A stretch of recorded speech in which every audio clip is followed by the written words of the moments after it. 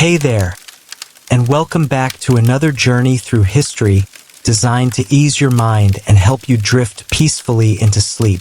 Tonight, we're stepping back nearly 1,000 years to experience something that might make you appreciate the warmth of your current surroundings just a little bit more. Picture this. It's a bitter February night in the year 1347. The temperature has plummeted to what we'd measure today as -5 degrees Celsius. Snow has been falling steadily for 3 days, and the wind cuts through the English countryside like a blade. You are not tucked safely in a heated home with electric blankets and central heating. Instead, you are a peasant farmer, and this bone-chilling cold represents not just discomfort, but a very real threat to your survival and that of your family. How did people endure such conditions? How did entire communities survive months of relentless cold with nothing but the most basic materials and their own ingenuity? Tonight, we'll explore the remarkable ways ordinary people adapted to extraordinary challenges, creating warmth and safety in a world where winter could mean the difference between life and death. So, before you get comfortable, take a moment to like the video and subscribe, but only if you genuinely enjoy what I do here.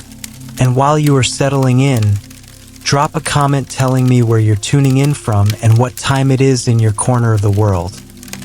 I love knowing that somewhere, someone in Tokyo is drifting off to tales of ancient scams while someone else in Minneapolis is just starting their day with stories of historical foolishness.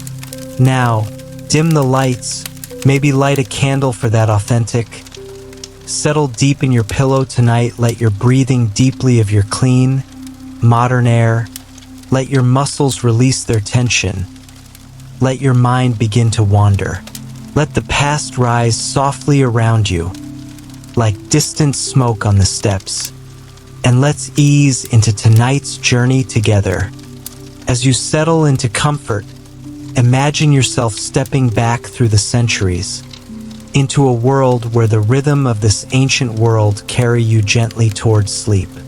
As you settle in and let your breathing slow, imagine yourself transported to this harsh yet fascinating time. Feel the weight of history settling around you like a heavy woolen cloak, as we discover together the ingenious methods, the daily struggles, and the quiet courage of those who faced winter's fury with nothing but their wits and determination.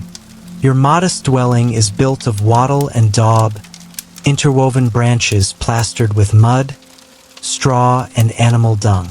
The walls are thick but far from perfectly sealed, and you can feel cold drafts sneaking through tiny gaps.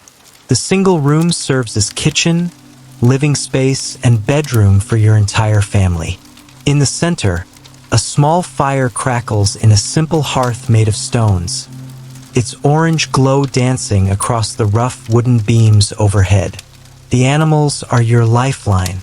Your ox, sheep, and chickens aren't just kept in a separate barn. They share the lower level of your home, their body heat rising through gaps in the floorboards to warm the space where you sleep. The sound of their gentle breathing mingles with the whistle of wind outside, creating an oddly comforting symphony of survival. Your clothing tells the story of layered ingenuity. Against your skin, you wear a linen undergarment, followed by a woolen tunic that reaches your knees. Over this, a thick woolen cloak lined with whatever fur you could trade for or trap yourself. Your feet are wrapped in wool cloth before being placed into leather boots stuffed with straw for insulation. Every piece serves a purpose, every layer a barrier against the cold that could steal your life. The preparation for this winter began months ago. In autumn, you and your neighbors worked together to gather massive amounts of firewood, cutting and splitting logs until mountains of fuel surrounded each cottage. Root vegetables lie buried in pits lined with straw, preserving your precious stores of turnips, onions, and carrots. Salted pork hangs from the rafters, and grain fills every available container, your insurance against starvation. As the fire begins to die down for the night, you perform the ritual that will keep your family alive until morning. Hot stones from the hearth are wrapped in cloth and placed at the foot of the bed you all share.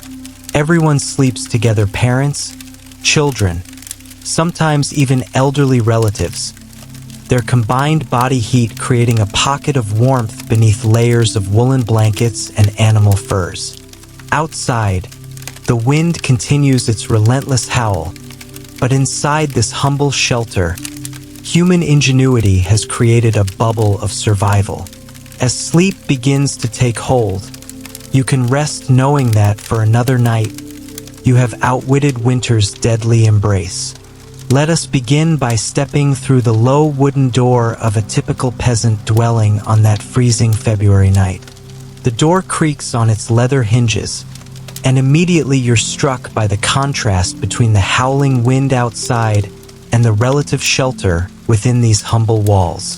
The home you've entered represents the reality for perhaps 90% of medieval Europe's population. It is a single-room structure, roughly 20 feet long and 12 feet wide, with walls made of a mixture that medieval builders called cob, a blend of clay, mud, straw, and sometimes animal dung, all packed together and left to dry into surprisingly sturdy barriers against the elements. These walls, nearly 2 feet thick in places, were the product of community effort. Imagine the neighbors gathering in autumn, when the weather was still mild enough for construction, their hands working the sticky mixture, children running between the adults, everyone understanding that winter's survival depended on this collective labor. The construction of these walls required intimate knowledge of local materials and weather patterns. The clay came from specific spots near the village where generations of builders had learned the earth possessed the right consistency and binding properties. The straw was cut at precisely the right moment in late summer, when the stalks had achieved maximum strength but before autumn rains could weaken their structure. Even the animal dung was selected carefully. Cow dung was preferred for its binding qualities and relatively pleasant smell when dried, though horse and pig dung served when cattle waste was unavailable. The roof above consists of thick bundles of rye straw, layered and woven together in a technique passed down through generations. When properly constructed, this thatching creates a natural insulation system that would impress even modern architects. The straw traps air in countless tiny pockets, forming a barrier that keeps the precious warmth inside while deflecting the worst of winter's assault. You can hear the wind testing this barrier now, whistling through the eaves, but the interior remains relatively protected from its bite. The skill required for proper thatching was considered almost magical by those who had not mastered it. The thatcher began at the bottom edge of the roof, laying bundles of straw in precise overlapping patterns that would shed water like a bird's feathers. Each layer was beaten down with special tools, compressed to the exact density that would provide insulation without creating gaps where wind might penetrate. The ridge of the roof, where two slopes met, required particular expertise. Here, the thatcher would weave the straw into complex patterns that not only kept out weather, but often incorporated decorative elements that identified the builder's family or region. As your eyes adjust to the dim interior, lit only by the glow of a central hearth, you begin to make out the careful arrangements that will determine whether this family survives until spring. The floor beneath your feet is packed earth, covered in places with rushes and straw that serve as both insulation and bedding. These floor coverings are changed regularly when possible, but in the depths of winter, when every scrap of organic material must be conserved, they may remain in place for weeks at a time, gradually building up layers that provide additional protection against the cold earth below. The earth floor itself represents months of preparation and maintenance. In autumn, before the ground froze, The family would have spent days mixing clay soil with chopped straw and water, then pounding this mixture flat with wooden tools until it formed a surface nearly as hard as stone. This floor was then covered with a mixture of ash from their fire and powdered lime when available, creating a surface that could be swept clean and that helped control insects and odors. The rushes scattered on top were gathered from nearby marshes during late summer, carefully selected for their length and dried in the sun until they achieved the perfect combination of softness and durability. The single room serves multiple purposes, all organized around the central fire pit. This isn't the neat, contained fireplace you might envision, but rather a circular depression in the earthen floor, lined with stones and surrounded by a low wall of clay and rock. The fire burns continuously during winter months, fed with whatever fuel the family has managed to gather and store. Wood when available, dried animal dung when wood is scarce, and even bones from slaughtered animals, which burn with a different but serviceable flame. The construction of this central hearth required considerable skill and planning. The stones that lined the fire pit were carefully selected for their ability to withstand repeated heating and cooling without cracking. River stones were avoided, as they might contain trapped water that could cause explosive failures when heated. Instead, builders sought out specific types of rock from quarries or hillsides, stones that had proven their reliability in countless other hearths. The low wall surrounding the pit served multiple purposes. It contained sparks and burning material, provided a surface for setting cooking pots, and created a psychological boundary that helped keep children and animals at a safe distance from the flames. Smoke from this fire rises toward a simple opening in the roof, though much of it lingers in the upper portion of the room, creating a permanent haze that newcomers find difficult to bear. The peasants who live here have grown accustomed to this constant presence of smoke, their eyes adapted to the perpetual irritation, their lungs somehow managing to extract enough clean air from the mixture. This smoke, while uncomfortable, serves an important purpose beyond cooking and heating. It helps preserve the thatched roof by keeping insects and moisture at bay, and it gradually cures any meat or fish hung from the rafters. The management of smoke within the dwelling required constant attention and considerable expertise. The roof opening, called a smoke hole, was positioned to take advantage of prevailing winds that would help draw smoke upward and outward. During storms or when wind patterns shifted, families would adjust primitive wind vanes or cover portions of the opening with pieces of wood or leather to control the draft. Too little draft, and the room would fill with choking smoke. Too much and precious heat would be lost to the outside air. Around the central hearth, the family has arranged their few possessions with careful consideration for warmth retention. Wooden chests, serving as both storage and seating, are positioned to create wind barriers around the fire. These chests contain the family's most precious possessions. Their extra clothing, such as it is, seed grain that must be preserved for spring planting, and perhaps a few tools that cannot be left outside to rust in the winter weather. These wooden chests represented significant investments of time and resources. Most were built by the family's own hands from local wood, carefully joined without nails, which were expensive and difficult to obtain. The wood was usually oak, ash, or elm species that could withstand the constant expansion and contraction caused by heat and humidity changes near the fire. The chests were raised slightly off the ground on wooden blocks or stones to prevent moisture damage from the earthen floor. Inside, the family would place sachets of dried herbs, lavender, rosemary, or mint when available, to discourage insects and mice from damaging their stored goods. The contents of these chests tell the story of a year's careful preparation and conservation. The seed grain, stored in pottery vessels or tightly woven baskets, represented the difference between survival and starvation. These seeds had been carefully selected from the previous year's best plants, dried thoroughly to prevent mold, and stored with aromatic herbs that deterred rodents and insects. Some families would bury additional seed caches outside their homes, hidden locations known only to the parents, as insurance against theft or fire. The sleeping arrangements reveal the most crucial aspect of peasant winter survival: the complete abandonment of privacy in favor of shared warmth. Along one wall, the family has constructed what amounts to a communal bed, a raised platform of wooden planks covered with straw, rushes, and whatever fabric they possess. This single sleeping area will accommodate not just the immediate family, perhaps a father, mother, and 3 or 4 children, but also any elderly relatives, apprentices, or servants who are part of the household.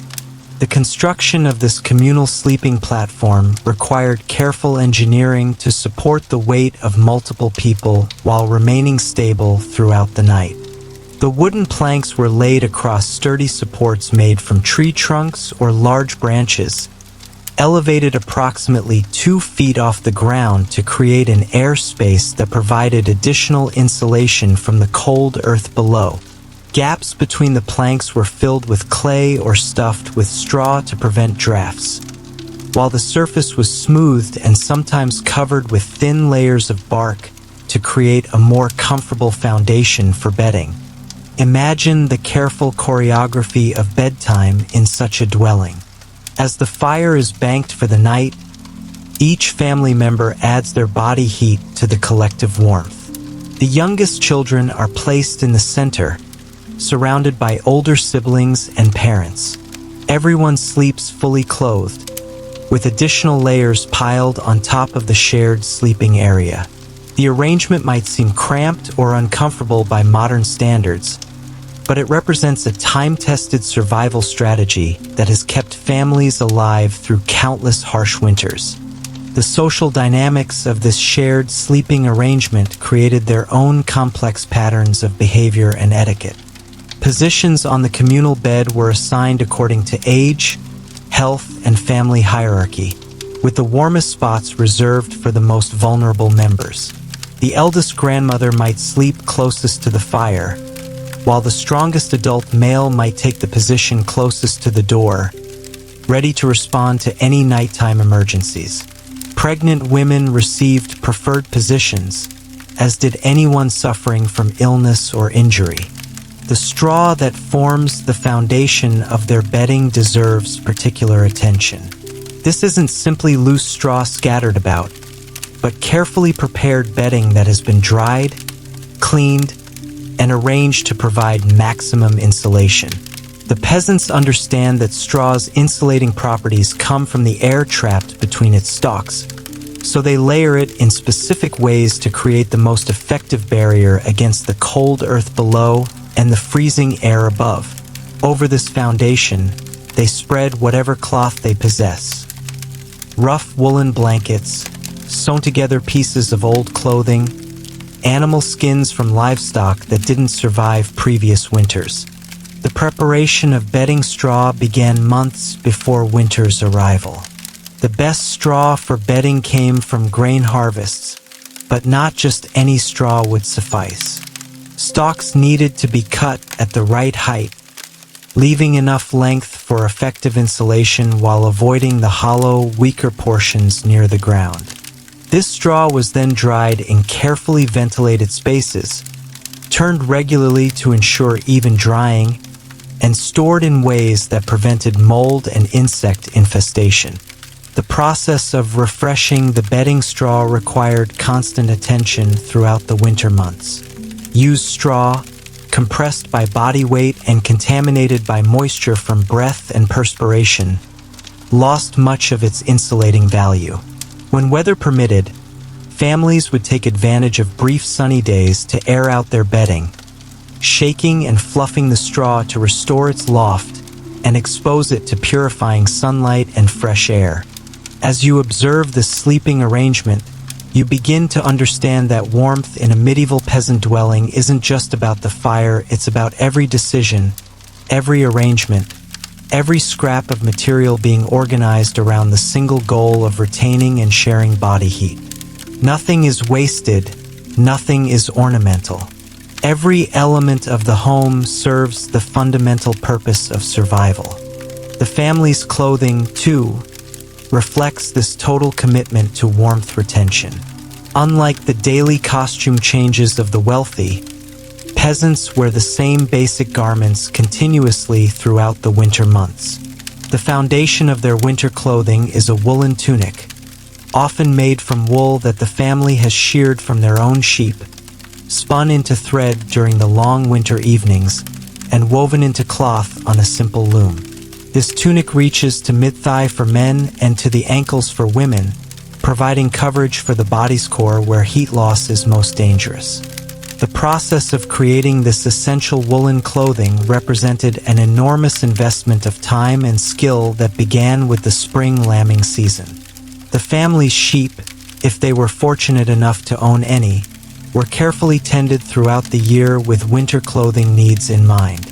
The timing of shearing was crucial. Too early, and the sheep might suffer from cold. Too late, and the wool might be damaged by weather or insects. The finest wool came from the sheep's shoulders and sides, while coarser wool from the legs and belly served for rougher garments or household textiles. Spinning wool into thread during winter evenings served multiple purposes beyond clothing production. The work could be done near the fire, taking advantage of both light and warmth, while the rhythmic motions helped keep hands flexible and blood flowing during the coldest periods. Children learned to spin almost as soon as they could hold the simple wooden spindles, and the entire family would often work together, sharing stories and songs that helped pass the long, dark hours. Over this base layer, additional garments are added according to availability and need. A woolen cloak, fastened at the shoulder with a simple pin or tied cord, serves as both overgarment and blanket. This cloak is typically the family's most valuable piece of clothing, carefully maintained and passed down through generations. The wool retains its insulating properties even when damp, a crucial advantage in the perpetually humid conditions of a winter dwelling where cooking, breathing, and the occasional leak create constant moisture. The construction of a woolen cloak required the finest wool the family could produce and represented months of careful work. The cloth was woven in a single piece when possible, avoiding seams that might allow cold air to penetrate. The edges were carefully finished to prevent unraveling, often with techniques passed down through generations of women in the family. Some cloaks featured simple decorative elements, geometric patterns woven into the cloth or embroidered along the edges, that served not only aesthetic purposes but also helped identify the garment's owner and prevented theft. On their feet, peasants wore simple leather shoes, often stuffed with straw or wrapped with cloth strips to provide additional insulation. These shoes are precious items, carefully maintained and waterproofed with animal fat when possible. Many peasants own only one pair and must make them last through the entire winter season. When the shoes wear out, the family faces the terrifying prospect of frostbite and the infections that often follow. The creation and maintenance of winter footwear required specialized knowledge and considerable resources. The leather came from animals slaughtered in autumn, when their hides were at their thickest and strongest. The tanning process, using oak bark and other materials, took weeks to complete and required careful attention to prevent the leather from becoming too stiff or too soft for foot protection. The stitching was done with sinew or specially prepared plant fibers, materials that would remain strong even when wet. Waterproofing these precious shoes involved regular applications of animal fat, beeswax when available, or special preparations made from pine resin and other natural materials. This treatment had to be renewed frequently, as the constant exposure to moisture and cold quickly broke down the protective coatings. Families would often heat these waterproofing materials near the fire, filling the dwelling with the distinctive smells of melted fat and warm leather. The daily routine in such a dwelling revolves entirely around the maintenance of warmth. The fire must never be allowed to die completely, a responsibility that rotates among family members throughout the night. Someone must wake every few hours to add fuel, to stir the coals back to life, to ensure that the family's most precious resource, their source of heat, continues to burn. The person chosen for this duty often sleeps closest to the fire, accepting the responsibility along with the privilege of the warmest sleeping position. This rotation of fire-tending duties created complex social dynamics within the household. The responsibility was typically shared among the older children and adults, with assignments changing nightly to ensure that no one person bore the burden of interrupted sleep too frequently. The fire tender for the night would sleep with special clothing or coverings that could be quickly removed when it was time to tend the flames, and they often kept a supply of small kindling within arm's reach of their sleeping position. The techniques for maintaining a fire throughout the night had been refined over generations of winter survival. Banking the coals involved carefully arranging partially burned wood and covering it with a layer of ash that would allow the fire to smolder slowly while preventing it from dying out completely. The fire tender learned to read the subtle signs that indicated when coals needed fresh air, when additional fuel was required, and when the fire was in danger of going out entirely. Cooking, too, becomes a source of additional warmth. The family's simple meals, perhaps a pot of grain porridge flavored with whatever preserved vegetables remain from the harvest, or a thin broth made from bones and root vegetables, serve the dual purpose of nutrition and heating. The cooking pot remains over the fire for hours, radiating warmth into the dwelling and creating steam that adds humidity to the dry winter air. This steam, while making the interior feel warmer, also creates the perpetual dampness that characterizes medieval peasant dwellings and contributes to the various respiratory ailments that plague winter communities. The cooking pot itself was one of the family's most valuable possessions, typically made of iron when they could afford it, or clay when metal was beyond their means. Iron pots were prized not only for their durability but also for their superior heat retention properties. These pots were carefully maintained, scrubbed with sand or ash to prevent rust, and seasoned with animal fat to create non-stick surfaces that made the most of scarce food resources. The winter diet reflected both the limitations and the ingenuity of peasant food preservation.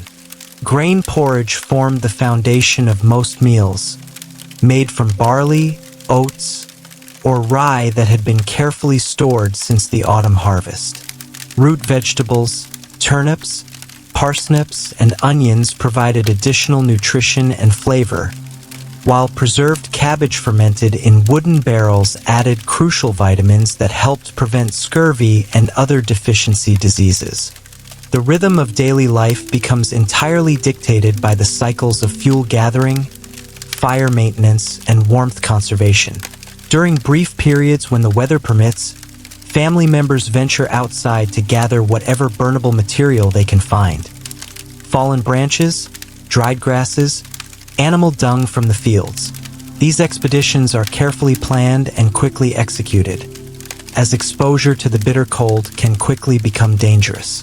The fuel they gather is immediately brought inside to dry near the fire, creating a constant cycle of collection, drying, and burning that occupies much of their winter day. Fuel gathering expeditions required careful planning and coordination among family members.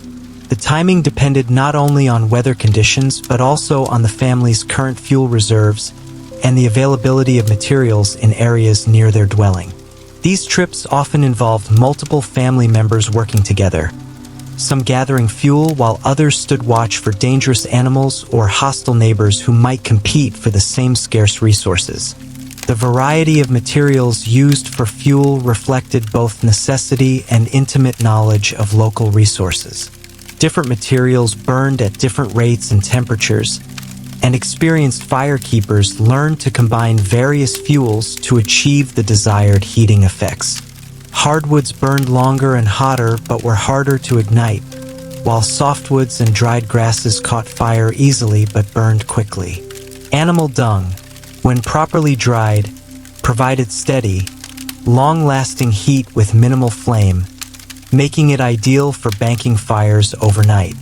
The storage and preparation of fuel within the dwelling created additional challenges for space management and fire safety. Freshly gathered fuel often contained moisture that needed to be driven off before burning, so materials were arranged near the fire in carefully managed drying areas. Too close to the flames, and the fuel might ignite prematurely. Too far away, and it would remain too damp to burn efficiently. Water management represented another critical aspect of winter survival that required constant attention. The family's water supply, whether from a well, stream, or collected rainwater, was vulnerable to freezing during the coldest periods. Inside the dwelling, water was stored in pottery vessels near the fire, where residual heat prevented freezing while keeping the precious liquid accessible for cooking and drinking. The quality of available water during winter months often deteriorated as streams became sluggish or contaminated, and stored water developed unpleasant tastes or odors. Families learned to purify questionable water by boiling it thoroughly or adding herbs with antimicrobial properties. The steam produced by boiling water provided additional humidity to the dry winter air, though it also contributed to the perpetual dampness that characterized these dwellings. Personal hygiene during the winter months presented significant challenges that required creative solutions. Regular bathing was impossible in the bitter cold. As we settle deeper into our exploration of medieval winter survival, let us turn our attention to one of history's most devastating cold seasons, the winter of 1315, which began what historians now call the Great Famine. Through the experiences of those who lived through this catastrophic period, we can understand not just how peasants normally survived winter, but how they endured when normal survival strategies simply weren't enough. Our story centers on a farming community in the Yorkshire Dales of northern England, where the effects of climate change, not the warming we know today, but a dramatic cooling period, had been building for several years. The summer of 1315 had been unusually wet and cold, with harvest yields reduced to perhaps half of what families needed to survive the coming winter. By the time the first snows arrived in early November, it was already clear that this would be a winter unlike any in living memory. The village of Thornton Dale, nestled in a valley that had provided protection and prosperity for centuries, found itself particularly vulnerable to the changing climate. The same geographical features that had made it an ideal settlement, the surrounding hills that channeled water for mills, the sheltered position that protected crops from harsh winds, now worked against its inhabitants. The excessive rainfall that characterized 1315 turned the valley into a perpetual swamp, making it impossible to properly dry grain or gather adequate fuel for the coming winter. Among the villagers facing this crisis was a peasant farmer named Edmund, whose family had worked the same small plot of land for 3 generations. Edmund was perhaps 35 years old, considered quite mature for a medieval peasant, and responsible not only for his wife Margaret and their 4 children, but also for his aging mother and a younger brother who had been injured in a farming accident the previous spring. 8 people depended on Edmund's planning and resourcefulness to survive until the next harvest, still nearly 10 months away. Edmund's holdings consisted of approximately 15 acres of arable land, along with rights to graze animals on the village common and gather fuel from designated areas of the Lord's forest. In normal years, this would have provided adequate resources for his extended family, with surplus grain that could be sold or traded for other necessities.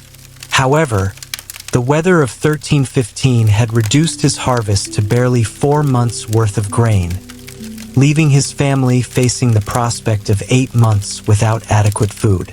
Margaret, Edmund's wife, brought her own crucial skills to the family's survival efforts. At 28, she was an experienced manager of household resources, skilled in the arts of food preservation, textile production, and herbal medicine. Her knowledge of which wild plants could supplement their diet, which herbs could treat illness, and how to stretch meager food supplies through careful preparation would prove essential during the coming months. She also possessed the diplomatic skills necessary to maintain relationships with other village families, relationships that would become crucial as resources dwindled. The preparations Edmund had made during the autumn of 1315 tell us much about normal winter survival strategies, and how inadequate they proved when nature exceeded all expectations. Throughout September and October, as the failed harvest became apparent, Edmund and his family had worked desperately to stretch their meager grain stores.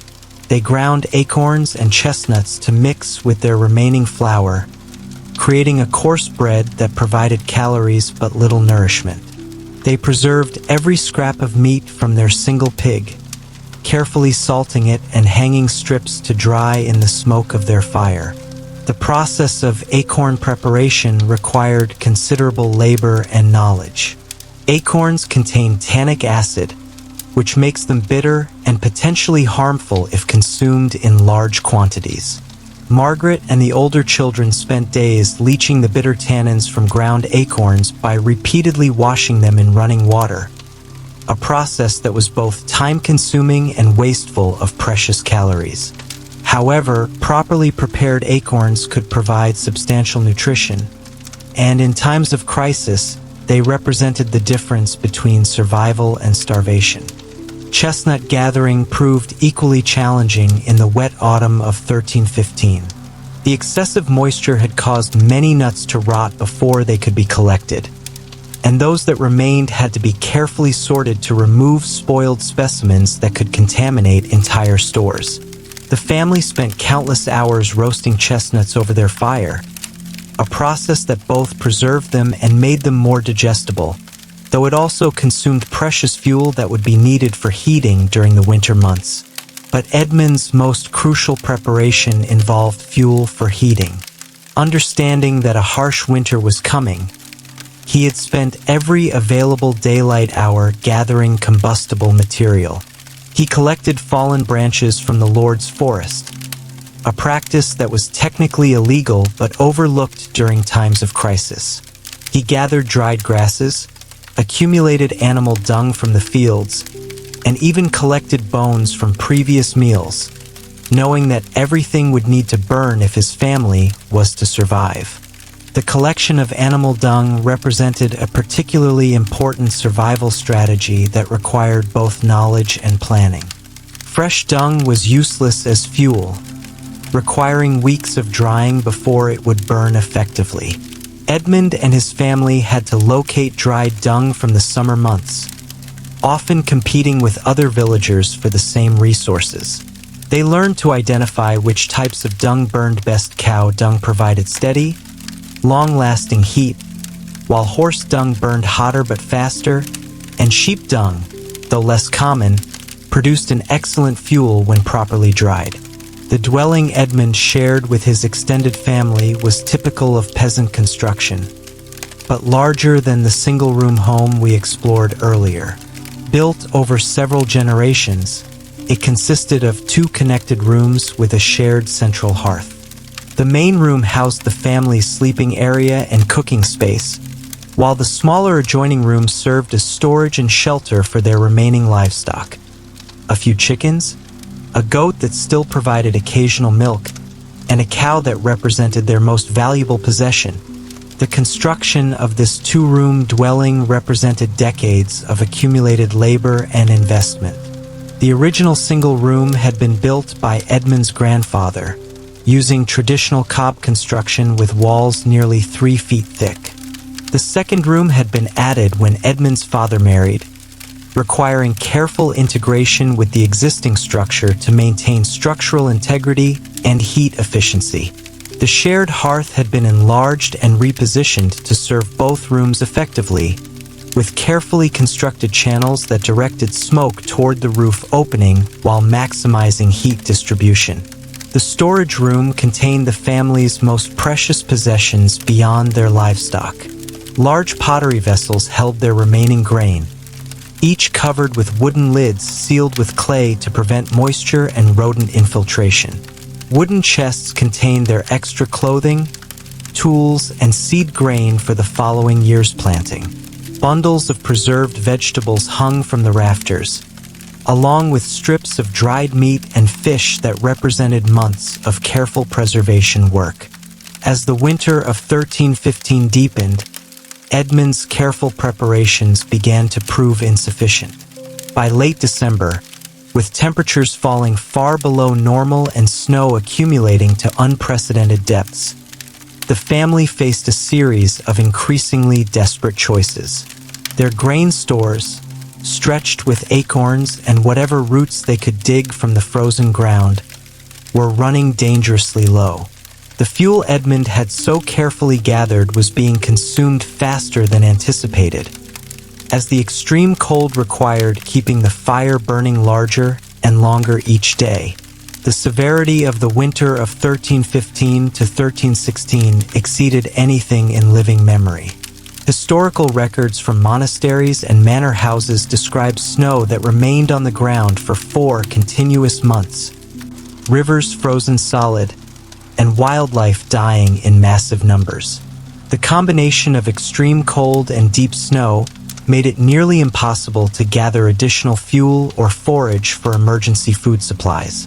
Families found themselves prisoners in their own homes, burning furniture, clothing, and anything else combustible to maintain the fires that kept them alive. It was during this period that Edmund made a decision that illuminates one of the most important survival strategies employed by medieval peasants: the integration of livestock into the family's living space. The cow, which had been sheltered in the adjoining room, was moved directly into the main family area. This wasn't simply about protecting the animal from the cold, though that was certainly important, but about utilizing the substantial body heat generated by a large mammal to warm the human living space. The decision to bring the cow indoors required careful consideration of multiple factors. The animal would need feeding, requiring the family to share their own dwindling fodder supplies. She would produce substantial amounts of manure, requiring constant cleaning to maintain sanitary conditions. Most importantly, the cow represented their largest single asset. If she died, the family would lose not only her body heat, but also their primary source of dairy products and, ultimately, their most valuable possession for trade or sale. Imagine the scene in Edmund's dwelling during the darkest days of January 1316. The single room now housed 8 people and a cow, all sharing the warmth generated by their combined body heat and the carefully maintained fire. The cow, a patient creature accustomed to human presence, settled into a corner near the hearth, her large body radiating warmth that could be felt several feet away. The family arranged their sleeping area to take maximum advantage of this additional heat source, with the youngest children positioned closest to the animal.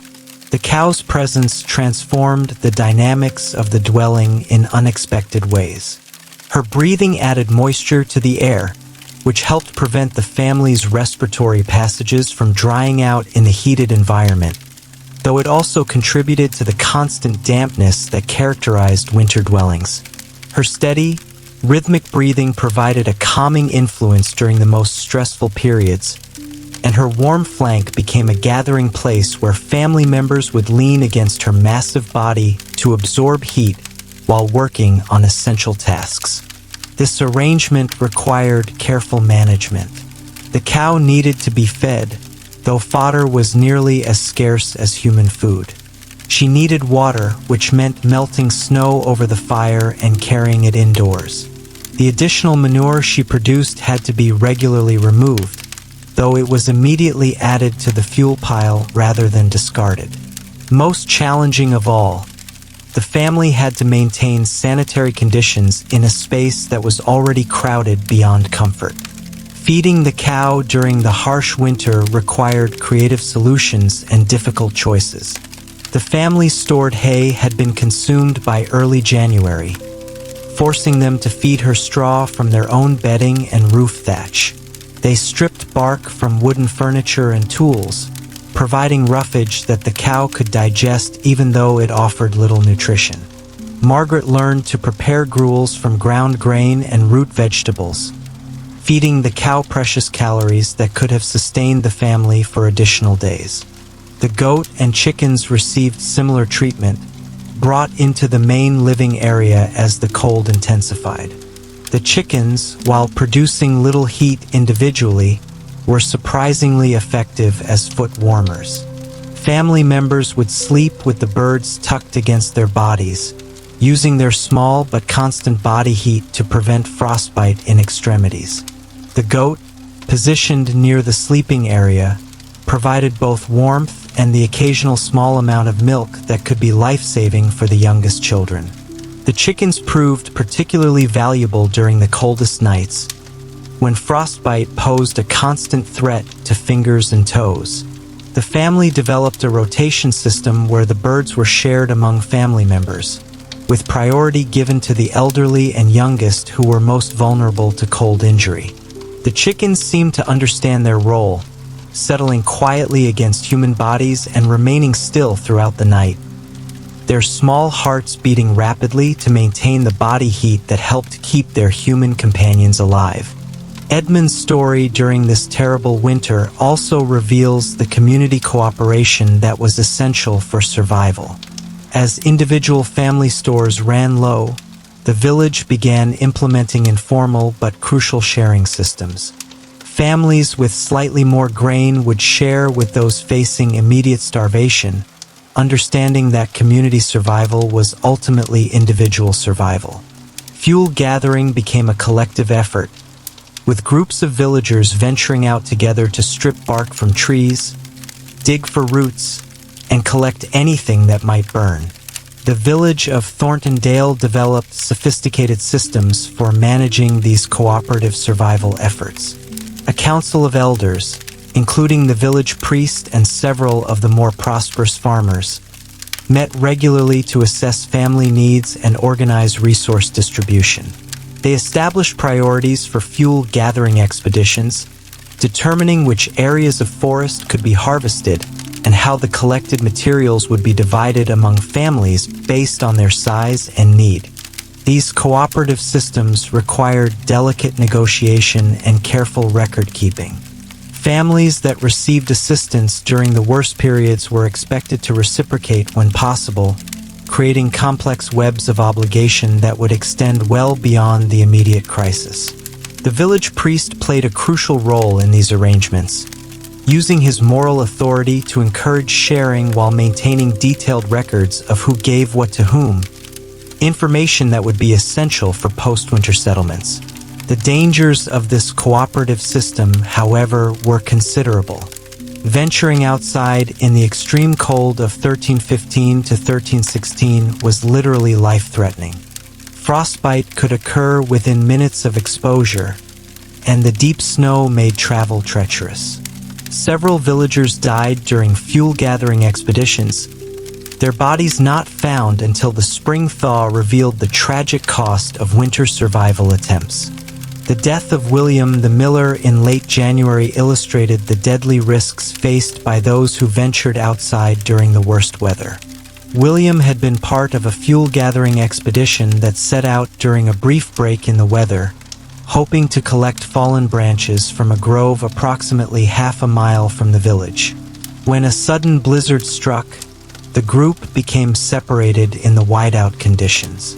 William, already weakened by months of poor nutrition, became disoriented and collapsed in a snowdrift less than 100 yards from safety. His body was not recovered until March, serving as a grim reminder of winter's lethal power. Inside the dwelling, Edmund's family faced different but equally serious dangers. The constant burning of inadequate fuel created dense smoke that filled the room and created persistent respiratory problems.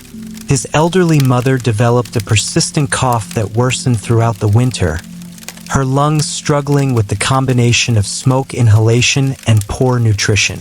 The children suffered from various illnesses related to the crowded, damp conditions and their weakened immune systems. Edmund's mother, Agnes, represented a particular challenge for family survival efforts. At perhaps 60 years old, she was already elderly by medieval standards, and her weakened condition made her particularly vulnerable to the harsh conditions. Her persistent cough developed into what we might recognize today as bronchitis or pneumonia, conditions that were often fatal in the medieval period. However, Agnes also possessed valuable knowledge accumulated over decades of winter survival, including techniques for food preparation, medicinal herb use, and household management that proved crucial during the crisis. Margaret's efforts to care for the sick family members while maintaining essential household functions illustrate the crucial role of women in medieval survival strategies. She prepared special foods for those too ill to eat regular fare, created herbal remedies from their carefully hoarded supplies of dried plants, and managed the complex logistics of keeping 8 people and several animals alive in a confined space. Her knowledge of which herbs could reduce fever, which foods were easiest for sick people to digest, and how to maintain sanitary conditions in crowded quarters proved as valuable as Edmund's fuel-gathering skills. Perhaps most challenging of all was the psychological strain of confinement. Imagine spending months in a single room with 8 people and several animals, with only brief ventures outside during the most severe weather in living memory. Arguments broke out over food distribution, sleeping arrangements, and the countless small irritations that arise when people are stressed, hungry, and unable to escape each other's company. Edmund, as head of the household, had to manage not just the physical aspects of survival, but the emotional and social dynamics that could either hold the family together or tear it apart. The psychological challenges of extended confinement became apparent as early as December, when the family realized they were facing months of imprisonment in their dwelling. The children, ranging in age from 4 to 14, struggled with the inability to play outside or engage in normal childhood activities. The adults faced their own challenges as traditional patterns of work and responsibility became impossible to maintain. Privacy, always limited in peasant households, disappeared entirely as survival needs took precedence over personal comfort. Edmund developed strategies for managing these psychological pressures that reflected both practical wisdom and deep understanding of human nature. He established routines that provided structure to days that might otherwise blend together in a haze of cold and hunger. Morning prayers were followed by assigned tasks for each family member, from tending the fire to caring for animals to maintaining equipment. Evening gatherings included storytelling, simple games, and discussions of plans for spring recovery, activities that provided hope and mental stimulation during the darkest periods. The clothing strategies employed by Edmund's family during this harsh winter reveal another layer of medieval survival techniques. Each family member wore multiple layers of woolen garments, with outer clothing shared among family members as needed.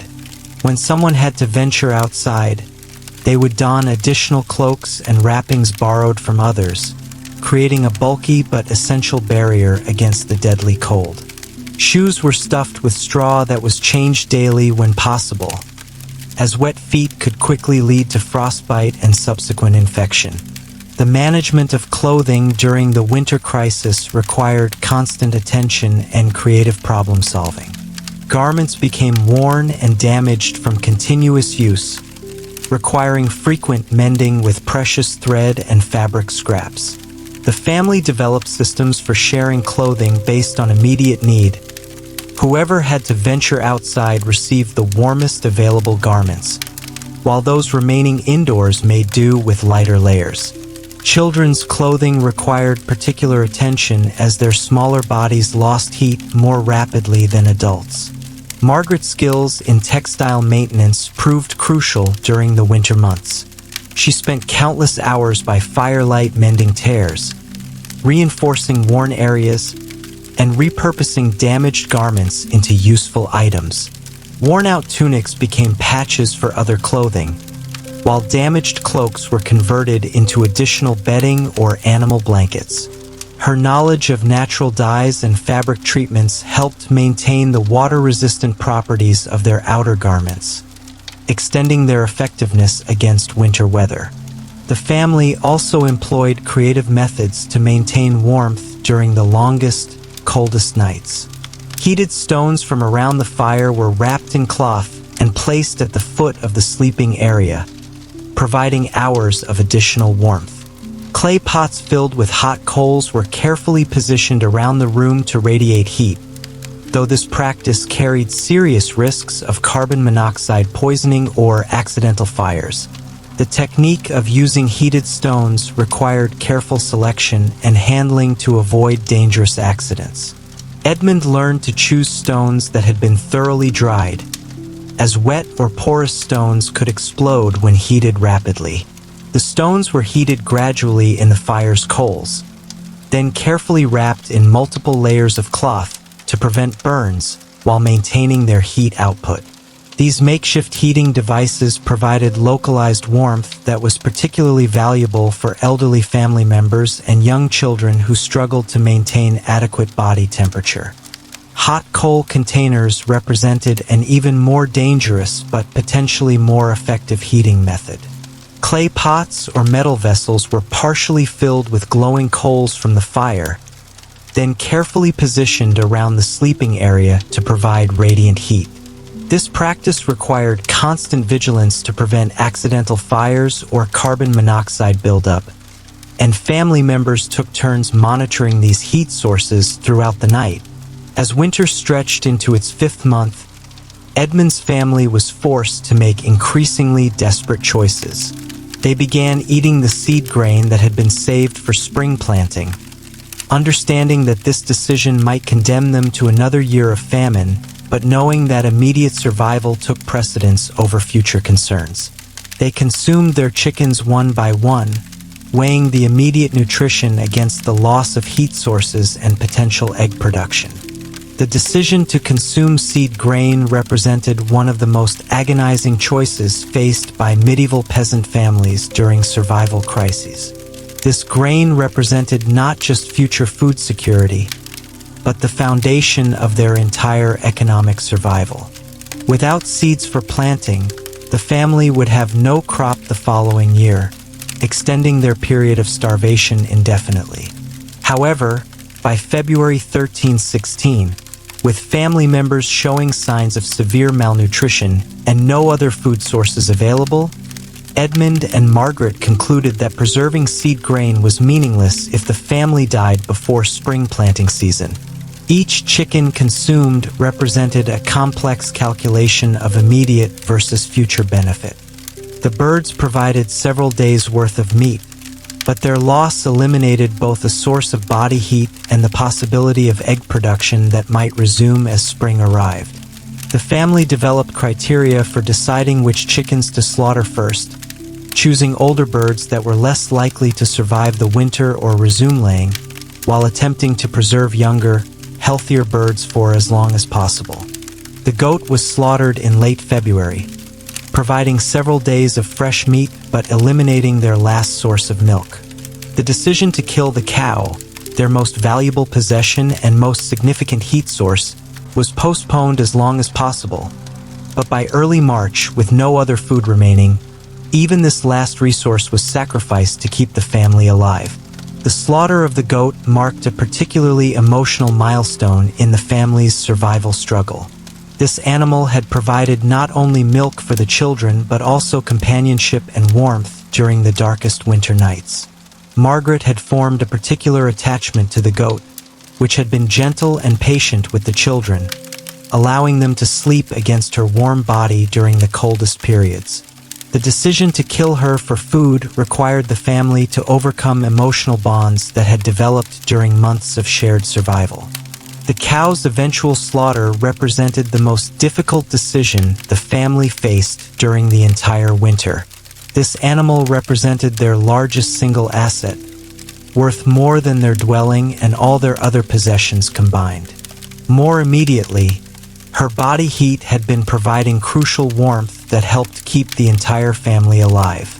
Her death would eliminate this heat source during the final weeks of winter, forcing the family to find alternative warming strategies when their fuel supplies were nearly exhausted. The practical challenges of slaughtering and processing these large animals during winter added additional complications to already difficult decisions. The meat had to be processed immediately to prevent spoilage, requiring intense work during periods when family members were already weakened by malnutrition. The blood was carefully saved and used to make blood puddings that provided crucial iron and protein. Even the hides were preserved and used to create additional bedding and clothing that would help replace the warmth lost when the animals died. Edmund's story represents thousands of similar struggles across northern Europe during the winter of 1315 to 1316.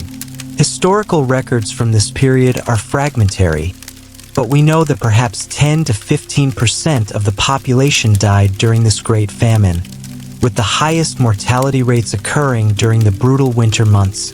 Those who survived did so through a combination of careful preparation, community cooperation, resourcefulness, and sheer determination. The broader impact of the Great Famine extended far beyond individual family struggles like Edmund's. Entire villages were abandoned as populations died or migrated to areas with better food security. Manor records show massive decreases in agricultural productivity that persisted for years after the initial crisis.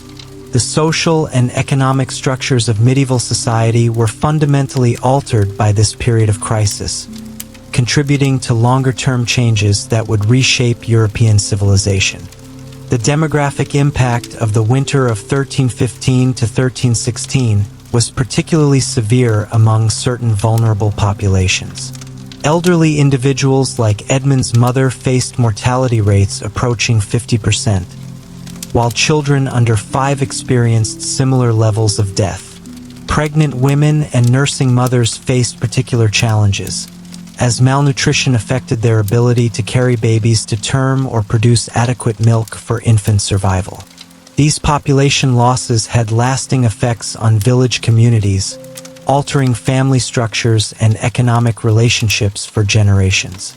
The strategies Edmund employed, integrating livestock into living spaces, sharing body heat, burning everything combustible, and maintaining community cooperation despite individual desperation, represent the accumulated wisdom of generations of peasants who had faced similar challenges. His story reminds us that survival in medieval times required not just individual courage, but collective knowledge and mutual support that could mean the difference between life and death. The techniques developed and refined during the Great Famine became part of the traditional knowledge passed down through generations of peasant families. Stories of successful survival strategies were remembered and shared, creating a cultural repository of crisis management techniques that would prove valuable during future periods of hardship. The winter of 1315 to 1316 became a benchmark against which future difficulties were measured, with families preparing for another year like the Great Famine whenever weather patterns or harvest failures suggested similar challenges might arise. The role of women during the Great Famine, exemplified by Margaret's contributions to family survival, highlights the crucial importance of female knowledge and skills in medieval society. Women's expertise in food preservation, textile production, herbal medicine, and household management often determined whether families survived crisis periods. Their diplomatic skills in maintaining community relationships and managing intrafamily conflicts proved equally important, as social cohesion could be as crucial as material resources for survival. As spring finally arrived in 1316, Edmund's family had survived, though they were weakened, impoverished, and facing the challenge of rebuilding their lives without seed grain, livestock, or stored food. Their dwelling had served its purpose, providing just enough shelter and warmth to preserve human life through the worst winter in living memory. The techniques they had employed, refined through generations of harsh winters, had proven adequate even under the most extreme conditions medieval Europe could provide. The recovery period following the Great Famine proved almost as challenging as the winter survival itself. Families like Edmund's faced the daunting task of rebuilding their agricultural operations without the basic resources needed for farming. The loss of livestock meant no animals for plowing, no sources of dairy products, and no breeding stock for future generations. The consumption of seed grain meant no crops for the coming year unless new seeds could be obtained through trade, charity, or employment. The psychological aftermath of surviving such an extreme crisis also required attention and recovery. Family members who had endured months of stress, hunger, and confinement needed time to readjust to normal patterns of life. Children who had experienced severe malnutrition during crucial developmental periods might suffer lasting physical and cognitive effects. Adults faced the challenge of rebuilding confidence in their ability to provide for their families after coming so close to complete failure. Edmund's experience during the Great Famine illustrates both the resilience and vulnerability of medieval peasant society. The same communities that could survive the worst natural disasters through cooperation and traditional knowledge were also completely dependent on favorable weather and adequate harvests for their basic survival. The margin between life and death was measured in weeks of food storage and pounds of fuel, making every decision crucial and every resource precious beyond modern understanding. The winter of 1315 to 1316 stands as a testament to human endurance and ingenuity in the face of seemingly impossible challenges. Through careful planning, community cooperation, creative problem solving, and extraordinary determination, as we continue our gentle journey through medieval winter survival, let us turn our attention to the fascinating mysteries that archaeologists have uncovered about how our ancestors truly lived during the coldest months. These discoveries, buried for centuries beneath layers of earth and time, reveal secrets about winter survival that no written record ever captured, painting a picture that is both more ingenious and more desperate than we might have imagined. In the quiet countryside of medieval England, archaeologists working near the village of Warham Percy in Yorkshire made a discovery that would revolutionize our understanding of peasant winter life. Warham Percy is what historians call a deserted medieval village, a settlement that was abandoned in the late medieval period and never rebuilt, leaving its secrets preserved beneath centuries of accumulated soil and vegetation. The excavation began in the 1950s, but it wasn't until the 1980s that researchers uncovered what they initially thought was simply another peasant dwelling. However, as they carefully brushed away the centuries of accumulated earth, a far more complex picture emerged. The building they had found contained evidence of heating and survival strategies that suggested medieval peasants were far more sophisticated in their approach to winter survival than anyone had previously understood. The most intriguing discovery lay beneath what had once been the main floor of the dwelling. Here, archaeologists found an elaborate network of channels and chambers carved directly into the bedrock, a medieval underfloor heating system that had been completely unknown to historians. These channels, roughly 6 inches wide and extending throughout the footprint of the building, had been carefully engineered to carry heated air from a central furnace to warm the entire living space from below.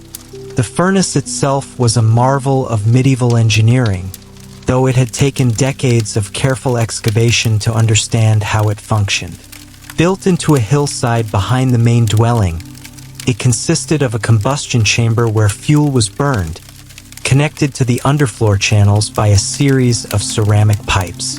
The system was designed so that heated air would flow through the channels beneath the floor, warming the living space above, before exiting through carefully positioned vents in the walls. What made this discovery so remarkable was not just its sophistication, but the evidence of how it had been used. Analysis of residue found in the channels revealed that the medieval occupants had burned not just wood and charcoal, but also materials we would never have expected. Human and animal hair, scraps of leather, even pieces of broken wooden furniture. This suggested that during the harshest winters, families were willing to burn anything combustible to keep their heating system operational. The mystery deepened when archaeologists realized that this heating system was not unique to Warham Percy. Similar installations have since been discovered at medieval sites across Northern Europe, from Scotland to Scandinavia, suggesting that underfloor heating was a much more widespread medieval technology than anyone had previously suspected. Yet virtually no written records mention these systems, leaving historians to puzzle over why such an important survival technology was never documented in medieval texts. One theory that has emerged from this archaeological evidence is that these heating systems were closely guarded community secrets, passed down through families and shared only with trusted neighbors. The construction of such a system would have required considerable communal effort and specialized knowledge, suggesting that medieval communities were more technologically sophisticated and cooperative than traditional historical accounts suggest. The engineering complexity of these heating systems becomes even more apparent when examining the ceramic pipe networks that connected the furnaces to the underfloor channels. These pipes, discovered in fragments throughout excavation sites, show evidence of sophisticated manufacturing techniques. The clay used in their construction was mixed with organic materials, straw, animal hair, and crushed shells that would burn away during firing, leaving microscopic air pockets that provided insulation and prevented the pipes from cracking under thermal stress. Even more remarkably, analysis of pipe fragments has revealed that medieval craftspeople had developed different ceramic formulations for different parts of the heating system. Pipes closest to the furnace were made with clay that could withstand extreme temperatures, while those further along the network used formulations optimized for heat retention and distribution. This level of materials science knowledge suggests that medieval communities possessed technical expertise that rivals modern understanding of ceramic engineering. Further excavations at Warham Percy revealed other mysterious aspects of medieval winter survival. In one dwelling, archaeologists discovered what appeared to be a sophisticated food preservation system built into the walls themselves.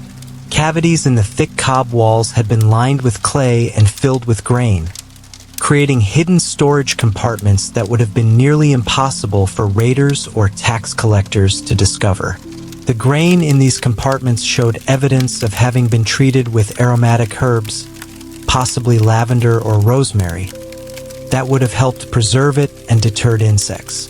The wall storage system proved to be far more complex than initially apparent.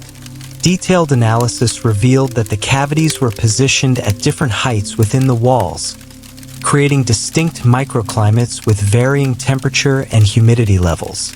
Lower cavities, closer to the heated floor, were used for storing materials that benefited from slight warmth, while higher cavities remained cooler, and were used for preserving temperature-sensitive items.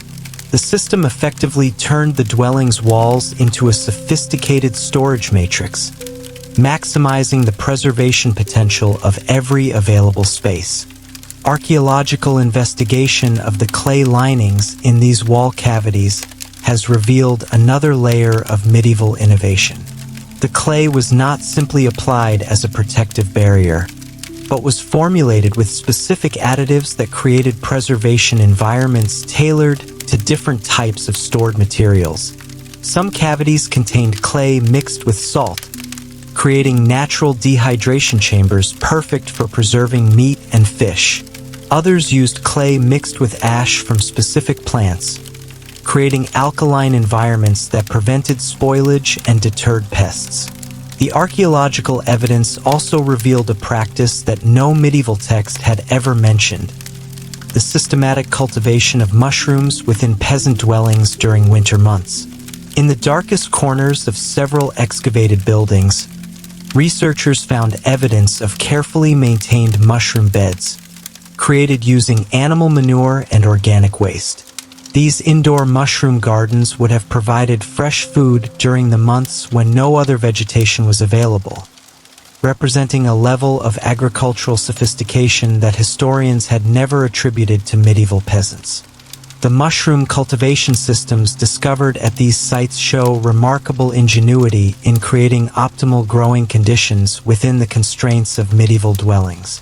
The mushroom beds were constructed in layers, with carefully managed combinations of animal manure, composted organic matter, and specific types of wood debris that created the perfect growing medium.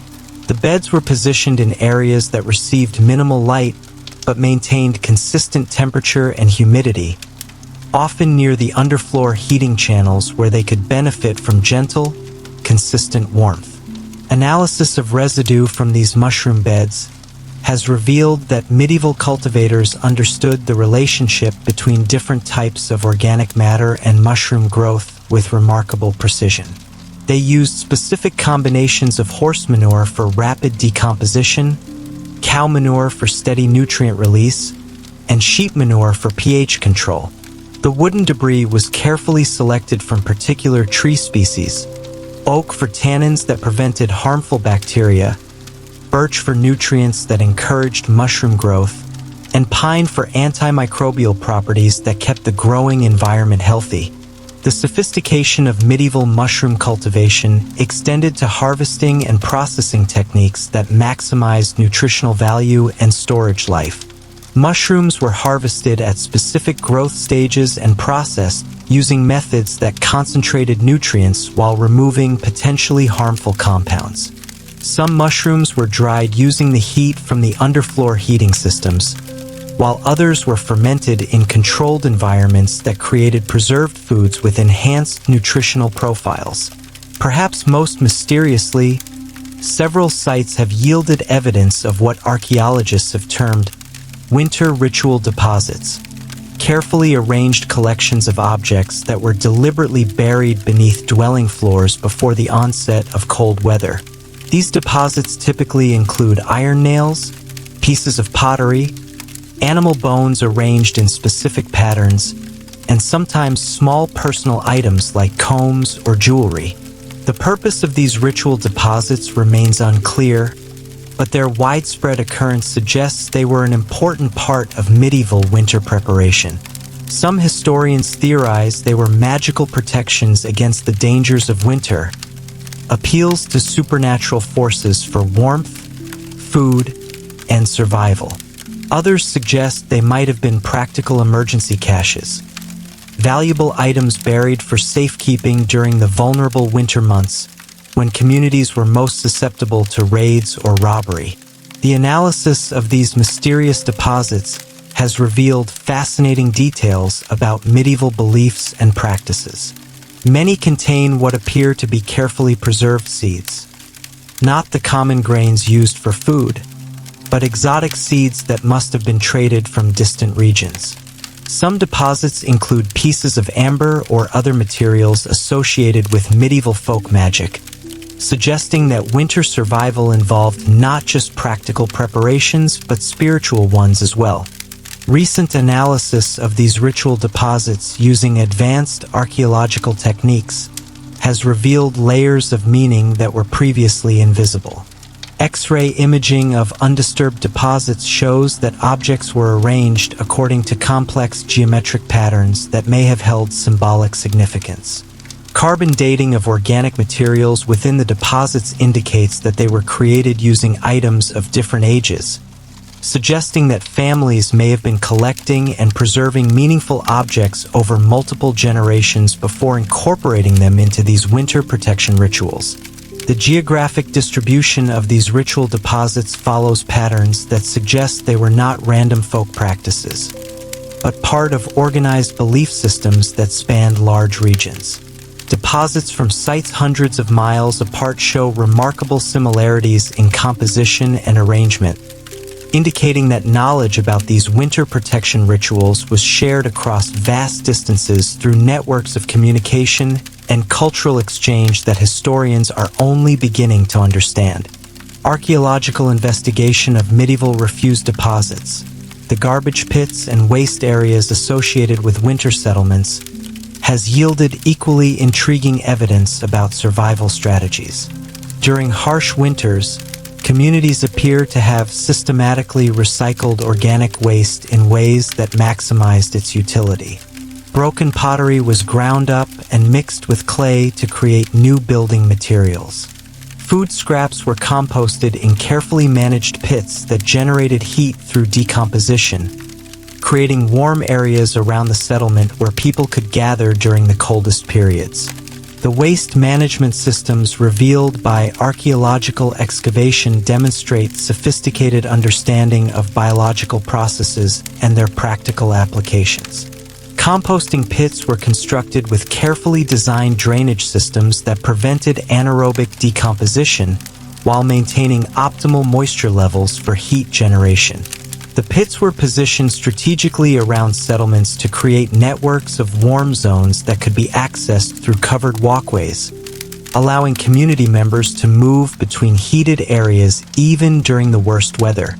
Analysis of compost pit contents has revealed that medieval communities practiced sophisticated waste sorting and processing techniques.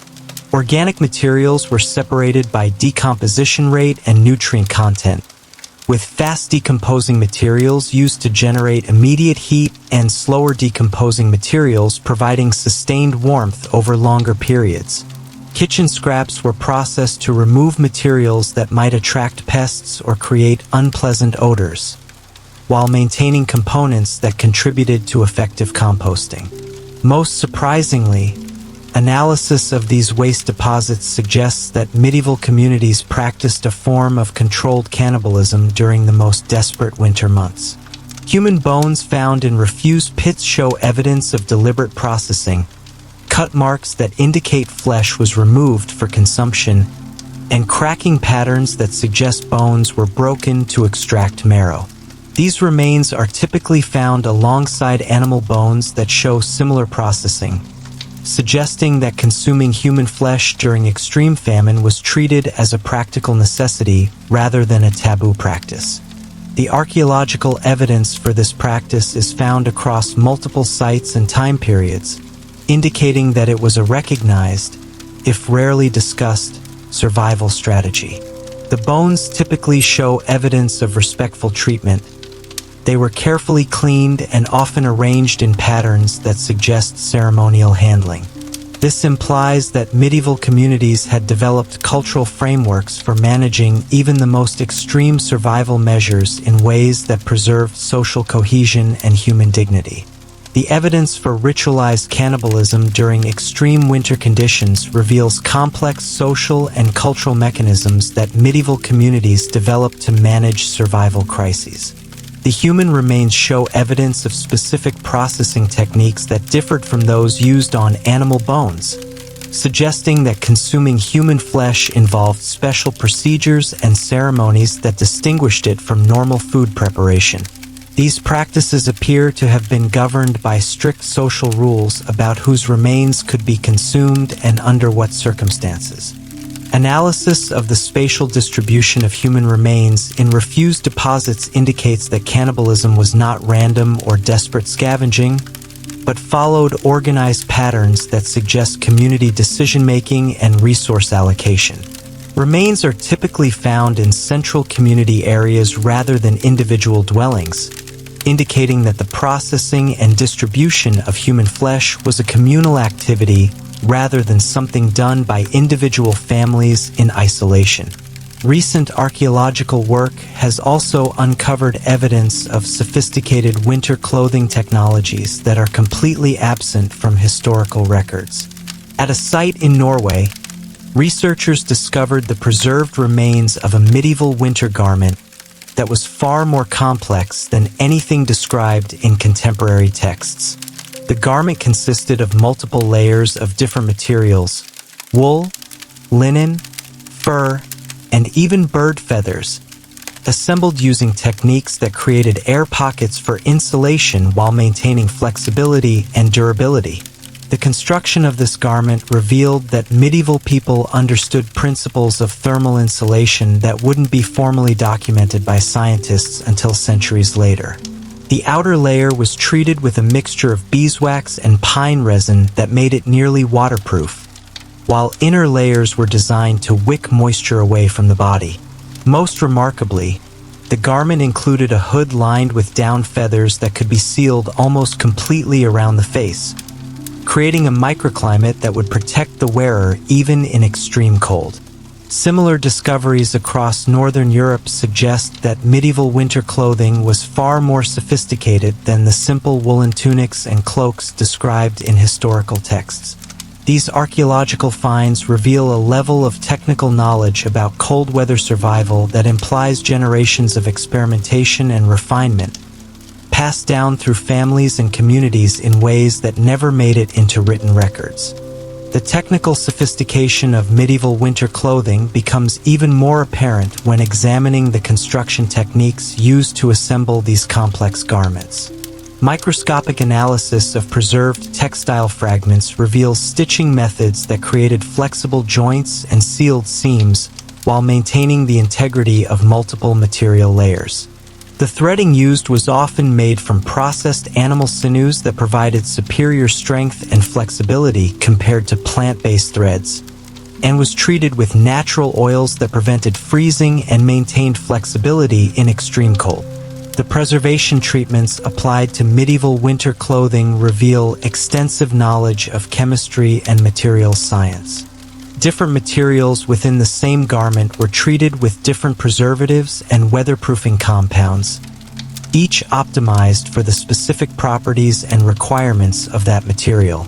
Leather components were treated with complex mixtures of animal fats, plant oils, and mineral compounds that created flexible, waterproof surfaces that remained supple in extreme cold. Fur components were processed using techniques that preserved the natural insulating properties of animal hair while preventing decay and pest infestation.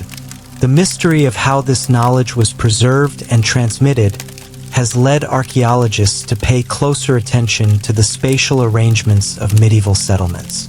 Detailed mapping of excavated sites has revealed that buildings were positioned in patterns that maximize protection from winter winds while creating natural gathering areas where knowledge could be shared. These community spaces show evidence of regular winter use, fire pits, tool-making areas, and what appear to be teaching spaces where older community members could pass survival knowledge to younger generations. Archaeological analysis of these community gathering spaces has revealed sophisticated understanding of microclimate management and social organization. The spaces were designed to trap and retain heat while providing adequate ventilation to prevent smoke buildup and maintain air quality. Seating areas were positioned to take advantage of reflected heat from stone surfaces and wind protection from carefully placed structures. The layout of these spaces facilitated group activities while providing areas for private conversation and individual instruction. The tool-making areas within these community spaces show evidence of collaborative manufacturing processes, where community members work together to create and maintain essential survival equipment. Analysis of metalworking debris reveals that communities pooled resources and expertise to create tools and implements that no individual family could have produced alone. The evidence suggests sophisticated systems of resource sharing and labor specialization that maximized the survival capabilities of the entire community. One of the most intriguing archaeological mysteries involves the discovery of what researchers have termed winter hospitals, specialized buildings that appear to have been used exclusively during the coldest months to care for community members who became ill or injured. These buildings show evidence of sophisticated heating systems, careful ventilation to manage smoke and moisture, and architectural features designed to isolate sick individuals while keeping them warm and accessible to caregivers. The existence of these winter hospitals suggests that medieval communities understood principles of public health and disease management that historians had never suspected. The buildings typically contained what appear to be pharmacy areas, spaces where medicinal herbs were stored and prepared, and show evidence of surgical procedures being performed even during the harshest winter conditions. Archaeological analysis of these medical facilities has revealed another layer of medieval winter survival sophistication. The pharmacy areas contain residues of complex herbal preparations that went far beyond simple folk remedies. Chemical analysis has identified compounds that would have had genuine therapeutic effects, anti-inflammatory agents derived from willow bark, antibiotics from certain molds and fungi, and even primitive anesthetics created from fermented grain mixtures. These findings suggest that medieval healers possessed pharmaceutical knowledge that rivaled what wouldn't be formally recognized by medical science until the modern era. The surgical evidence is equally remarkable. Bone analysis from winter hospital sites shows healed fractures that were set with sophisticated splinting techniques, evidence of successful amputations performed with remarkable precision, and even indications of trepanation, deliberate drilling of holes in the skull to relieve pressure from head injuries.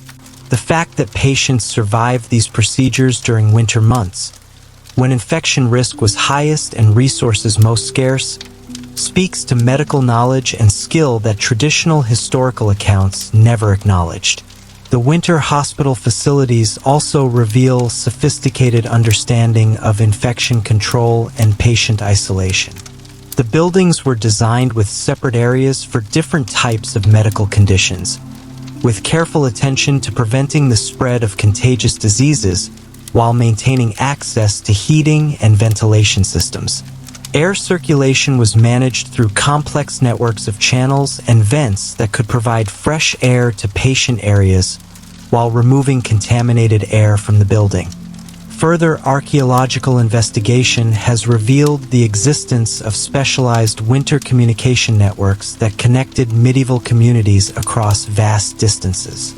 At elevated sites throughout northern Europe, researchers have discovered what appear to be beacon stations, carefully constructed platforms designed to transmit signals using fire, smoke, and reflective materials.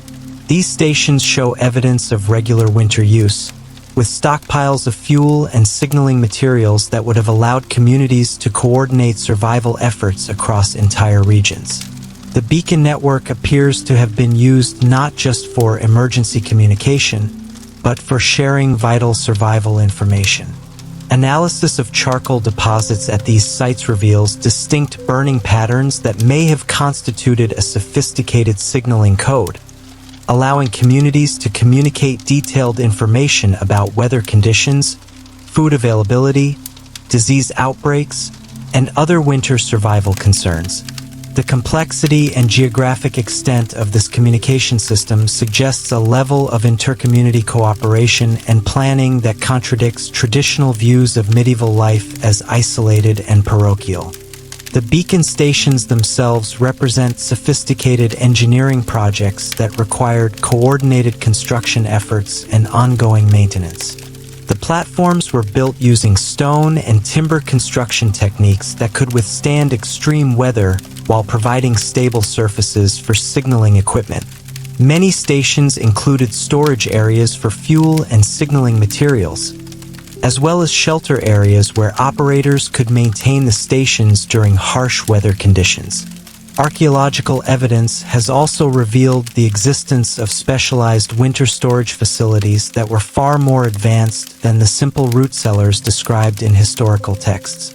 These underground complexes, carved into hillsides and lined with stone, maintained remarkably stable temperatures and humidity levels throughout the winter months.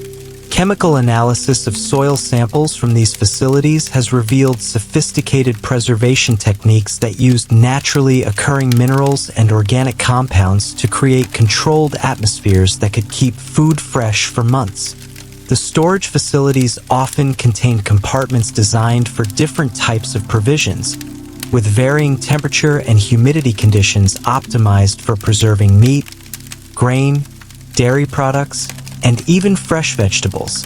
Some facilities included what appear to be primitive refrigeration systems, using underground springs and carefully designed air circulation to maintain near-freezing temperatures. The engineering knowledge required to create these systems suggests that medieval communities possessed sophisticated understanding of thermodynamics and food science. The construction of these storage facilities reveals remarkable understanding of geology and hydrology. The sites were selected based on specific characteristics of soil composition, drainage patterns, and proximity to water sources that would provide optimal preservation conditions. The excavation and construction techniques used specialized tools and methods that created precisely controlled environments for different types of stored materials. Perhaps most remarkably, archaeologists have discovered evidence of winter greenhouses, partially underground structures designed to allow limited food production even during the coldest months. These buildings used a combination of geothermal heating from the Earth's natural warmth, solar heating from south-facing transparent panels made from thin-scraped animal membranes, and carefully managed composting systems to create growing environments warm enough to sustain certain cold-hardy plants. The discovery of medieval greenhouses has revolutionized understanding of winter nutrition and food security. Analysis of plant remains from these structures reveals that medieval communities were growing fresh herbs, leafy greens, and even some root vegetables throughout the winter months. This fresh food production would have provided essential vitamins and nutrients that made the difference between merely surviving winter and maintaining health and vitality through the cold months. The greenhouse structures themselves demonstrate sophisticated understanding of solar energy and climate control. The transparent panels were positioned to maximize solar gain during the short winter days, while thermal mass elements stored heat during sunny periods and released it during cold nights. Ventilation systems prevented condensation and maintained air circulation, while drainage systems managed moisture levels to prevent root rot and other plant diseases. Archaeological investigation of medieval winter water management systems has revealed another layer of sophisticated survival technology. Communities developed complex networks of underground channels and reservoirs that could collect, store, and distribute water, even when surface sources were frozen. These systems often incorporated natural geothermal features, routing water through areas where Earth's warmth would prevent freezing and provide communities with reliable access to liquid water throughout winter. The water management systems frequently included purification components, filtering chambers filled with charcoal, sand, and gravel that could remove contaminants and improve water quality. Some systems even incorporated what appear to be primitive distillation chambers, where water could be heated and condensed to create pure drinking water from questionable sources. The sophistication of these water systems indicates that medieval communities understood hydrology and water treatment principles that wouldn't be formally recognized until centuries later. Recent excavations have also uncovered evidence of winter workshops where communities maintained and developed their survival technologies throughout the cold months. These spaces show evidence of metalworking, pottery production, textile creation, and tool-making activities that continued even during the harshest weather. The workshops were typically connected to dwelling areas through underground passages, allowing craftspeople to continue working without exposing themselves to dangerous cold. Analysis of artifacts from these winter workshops reveals that medieval craftspeople were constantly innovating and improving their survival technologies.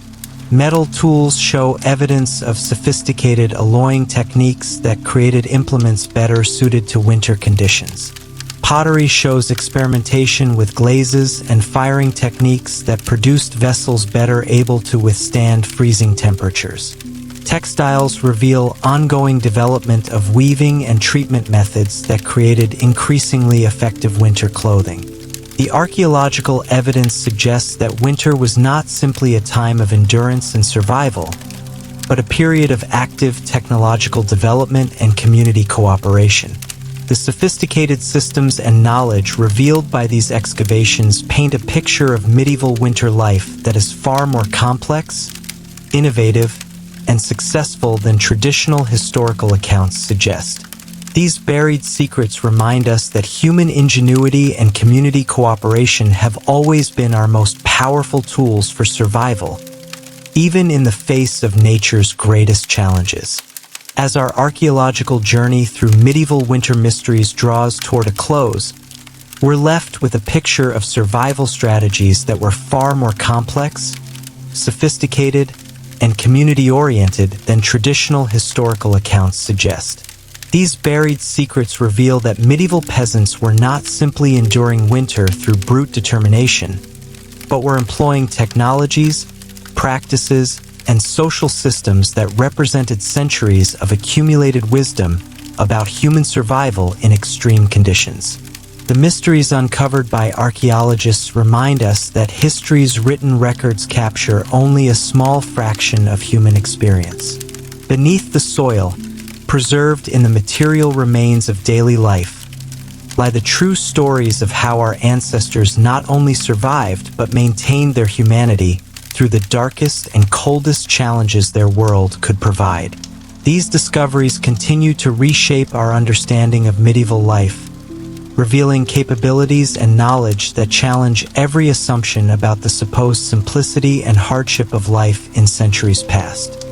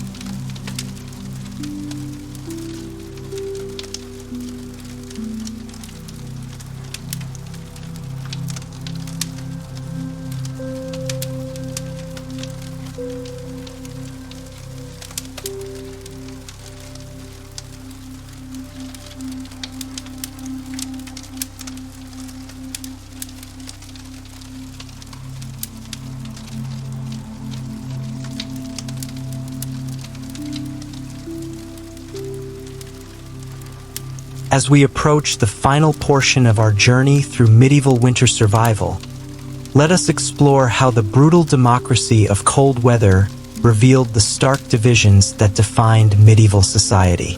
Winter, perhaps more than any other force, exposed the profound differences between those who ruled and those who served, creating two entirely different experiences of survival that existed sometimes within mere miles of each other. To understand these contrasts, let us visit two households during the harsh winter of 1348, just as the Black Death was beginning to spread across Europe. Our first destination is the manor house of Sir Geoffrey de Montfort, a minor nobleman who controlled several villages in the Cotswolds region of England. Our second will be the cottage of William the Miller, one of Sir Geoffrey's tenants, whose family we will find employing many of the survival strategies we have already explored. Sir Geoffrey's manor house, built of solid stone quarried from local hills, represented an entirely different approach to winter survival, one based not on ingenuity born of desperation, but on the systematic application of wealth and resources to overcome nature's challenges. The building itself was a fortress against the cold, with walls 3 feet thick and small windows fitted with actual glass, a luxury so rare that most peasants had never seen it. These windows could be shuttered with heavy wooden panels during the worst weather, but even when open, they admitted light while excluding much of the winter wind. The construction of Sir Geoffrey's manor house reveals the sophisticated engineering that wealth could command in medieval times. The thick stone walls were built using advanced masonry techniques that created multiple layers of insulation. The inner and outer walls were separated by air gaps filled with rubble and mortar, creating a thermal barrier that prevented cold from penetrating to the interior spaces. The foundation walls extended deep into the earth, below the frost line, preventing cold from seeping up through the floor structure. The roof structure of the manor house employed timber engineering that peasant builders could never afford. Massive oak beams, some weighing several tons, created a framework that could support heavy slate tiles rather than the thatch used on peasant dwellings. These slate tiles, quarried from distant mountains and transported at enormous expense, provided superior protection against wind, rain, and snow penetration. The roof structure included sophisticated drainage systems that channeled water away from the building through carved stone gutters and downspouts, preventing the moisture problems that plagued simpler structures. The heart of Sir Geoffrey's winter comfort lay in the Great Hall, a soaring space dominated by an enormous fireplace that could accommodate logs the size of tree trunks. This fireplace, built of dressed stone and fitted with an elaborate chimney system, drew smoke efficiently away from the living space while radiating heat throughout the large room. The fuel for this magnificent fire came not from desperate scrounging, but from carefully managed woodlands that Sir Geoffrey owned, where servants systematically harvested timber according to plans designed to ensure a perpetual supply of heating fuel. The fireplace system in Sir Geoffrey's Great Hall represented centuries of architectural evolution and engineering refinement. The firebox was designed with precise proportions that maximized heat output while minimizing smoke production. The chimney flue incorporated multiple chambers and baffles that increased heat retention while creating proper draft for smoke removal. The hearth extended several feet into the room, creating radiant heating surfaces that continued warming the space long after the fire had burned down. The fuel management system supporting this magnificent fireplace revealed the complexity of noble household administration. Sir Geoffrey's foresters maintained detailed records of timber harvesting, rotation schedules, and seasonal cutting patterns that ensured sustainable fuel production. Different types of wood were harvested for different purposes: hardwoods like oak and ash for long-burning heat, softwoods like pine for quick-starting fires, and specialized woods like apple and cherry for cooking fires that imparted pleasant flavors to food. Imagine the scene in Sir Geoffrey's Great Hall on a bitter February evening. The massive fire crackles and roars, consuming in a single night more wood than a peasant family might burn in a week. Tapestries hang from the stone walls, not just decorative elements, but practical barriers that trap warm air and prevent drafts from penetrating the living space. These tapestries, woven from fine wool and often imported from Flanders, represent the labor of skilled artisans and the wealth of international trade networks that peasants could barely imagine. The tapestries adorning Sir Geoffrey's Hall were marvels of medieval textile technology and artistic achievement. Woven on massive looms by master craftsmen who had spent decades perfecting their skills, these tapestries incorporated complex designs that told stories from classical mythology, Christian theology, and contemporary noble life. The wool used in their construction came from specially bred sheep whose fleece was prized for its softness and ability to hold dye. The dyes themselves were created from exotic materials: cock insect from Mexico for brilliant reds, lapis lazuli from Afghanistan for deep blues, and saffron from the Mediterranean for golden yellows. The floor of the Great Hall is covered not with rushes and straw, but with intricately woven carpets imported from the Middle East, their dense weave providing insulation from the cold stone beneath, while their beauty displays the wealth and status of the household. Servants move quietly through the space, adding logs to the fire, trimming the wicks of expensive beeswax candles, and ensuring that their lord's comfort is maintained without interruption. These imported carpets represented one of the most expensive luxuries available in medieval Europe, their value often exceeding that of entire peasant households. Created by master weavers in Persia, Turkey, and other distant lands, these carpets required months or even years to complete. The materials used in their construction, silk threads, precious metal threads, and exotic dyes, were transported across thousands of miles through trade networks that connected medieval Europe to the furthest reaches of Asia and Africa. The lighting system in Sir Geoffrey's Great Hall demonstrated another profound difference between noble and peasant life. While peasants relied on flickering rushes dipped in animal fat or the uncertain light of their cooking fires, Sir Geoffrey's hall was illuminated by dozens of beeswax candles burning in elaborate candelabras.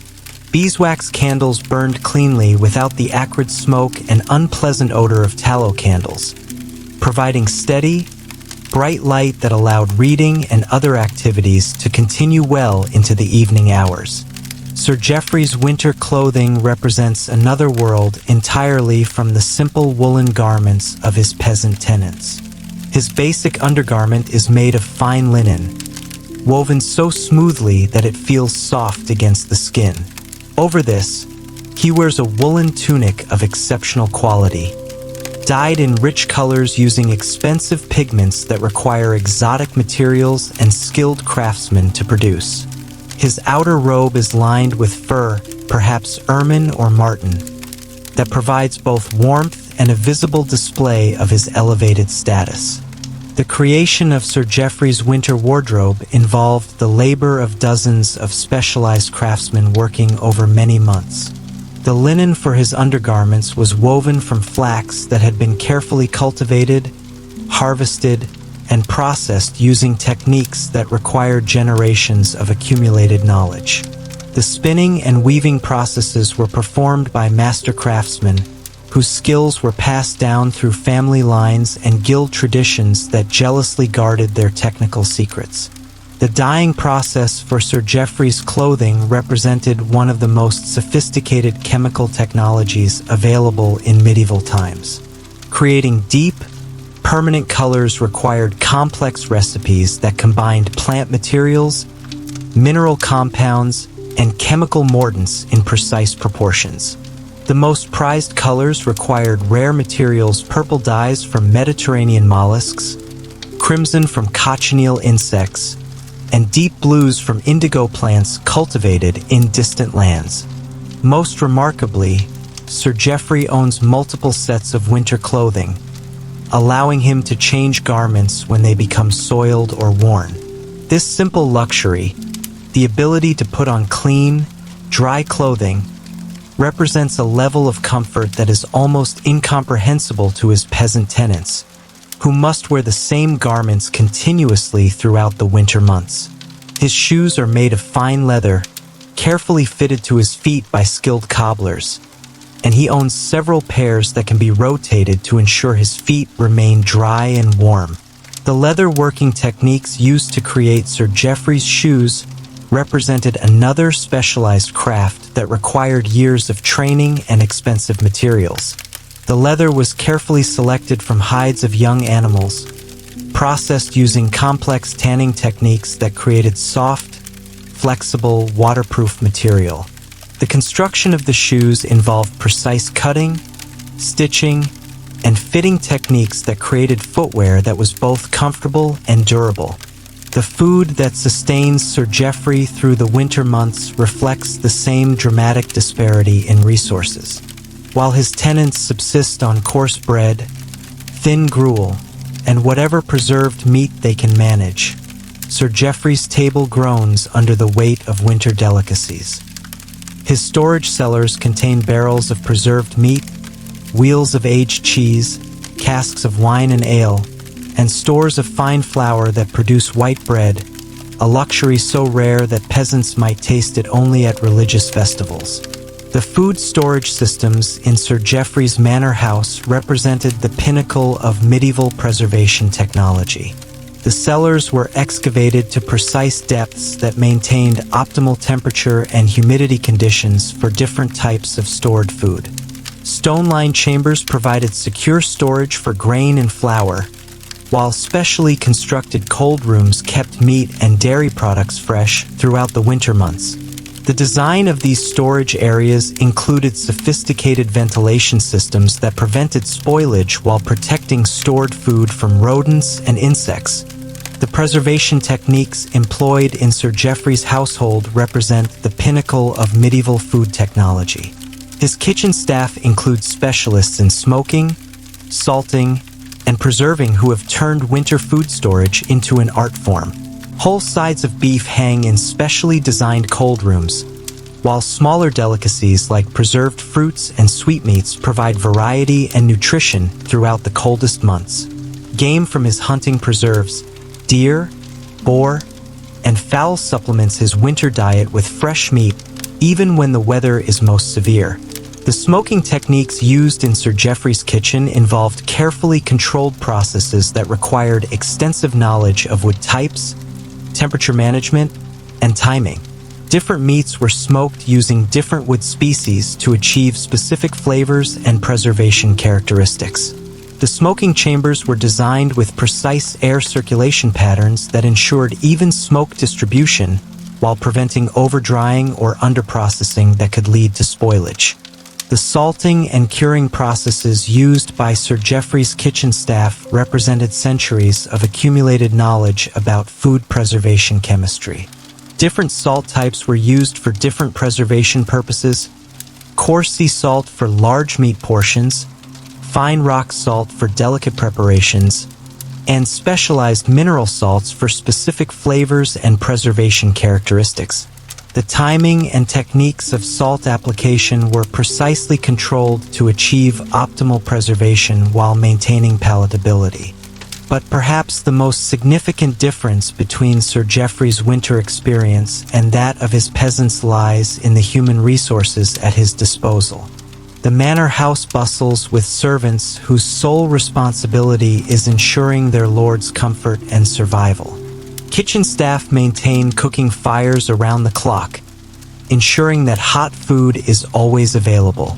Stable hands care for the horses that represent both transportation and wealth.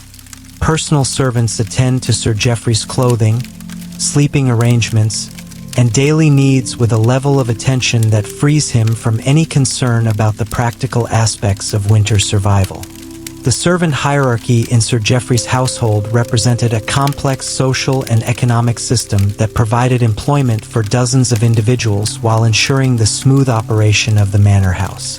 The senior servants, the steward, the cook, the chamberlain were skilled professionals who had spent years learning their trades and held positions of considerable responsibility within the household.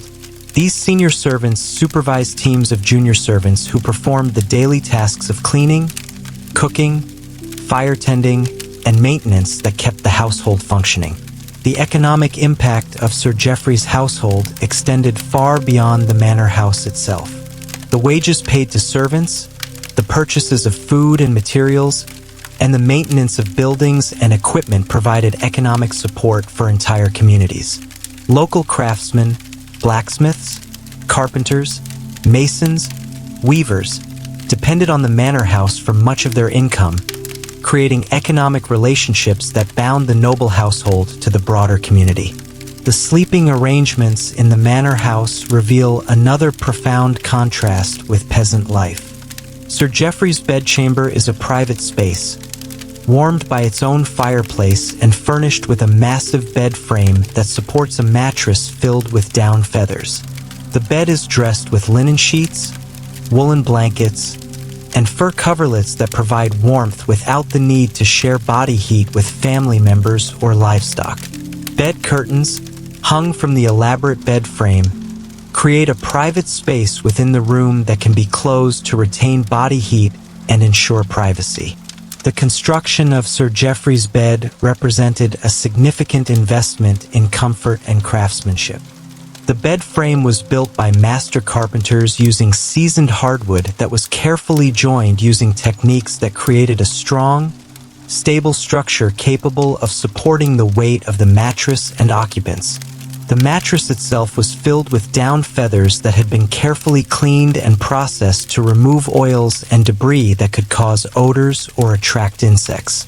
The bed linens used by Sir Geoffrey were luxury items that required extensive labor to produce. The linen sheets were woven from flax that had been carefully processed to create fine, smooth threads. The weaving process required skilled craftsmen working on specialized looms to create fabric of consistent quality and texture. The finishing processes, bleaching, pressing, and hemming, added additional labor and expense to create bed linens that were both functional and beautiful. This privacy represents perhaps the greatest luxury of noble winter life, the ability to escape from the constant presence of others that characterizes peasant survival. While peasant families huddle together through necessity, Sir Geoffrey can retreat to solitude whenever he chooses, confident that his comfort will be maintained by servants who sleep in far less comfortable quarters elsewhere in the manor house. The concept of privacy in medieval noble life extended beyond simple physical separation to include intellectual and emotional privacy. Sir Geoffrey's private chambers provided space for reading, writing, and contemplation that were impossible in the crowded conditions of peasant life. This intellectual privacy allowed for the development of individual thought and creativity that contributed to the cultural achievements of the medieval nobility. Now let us cross the fields to William the Miller's cottage, where a very different winter reality unfolds.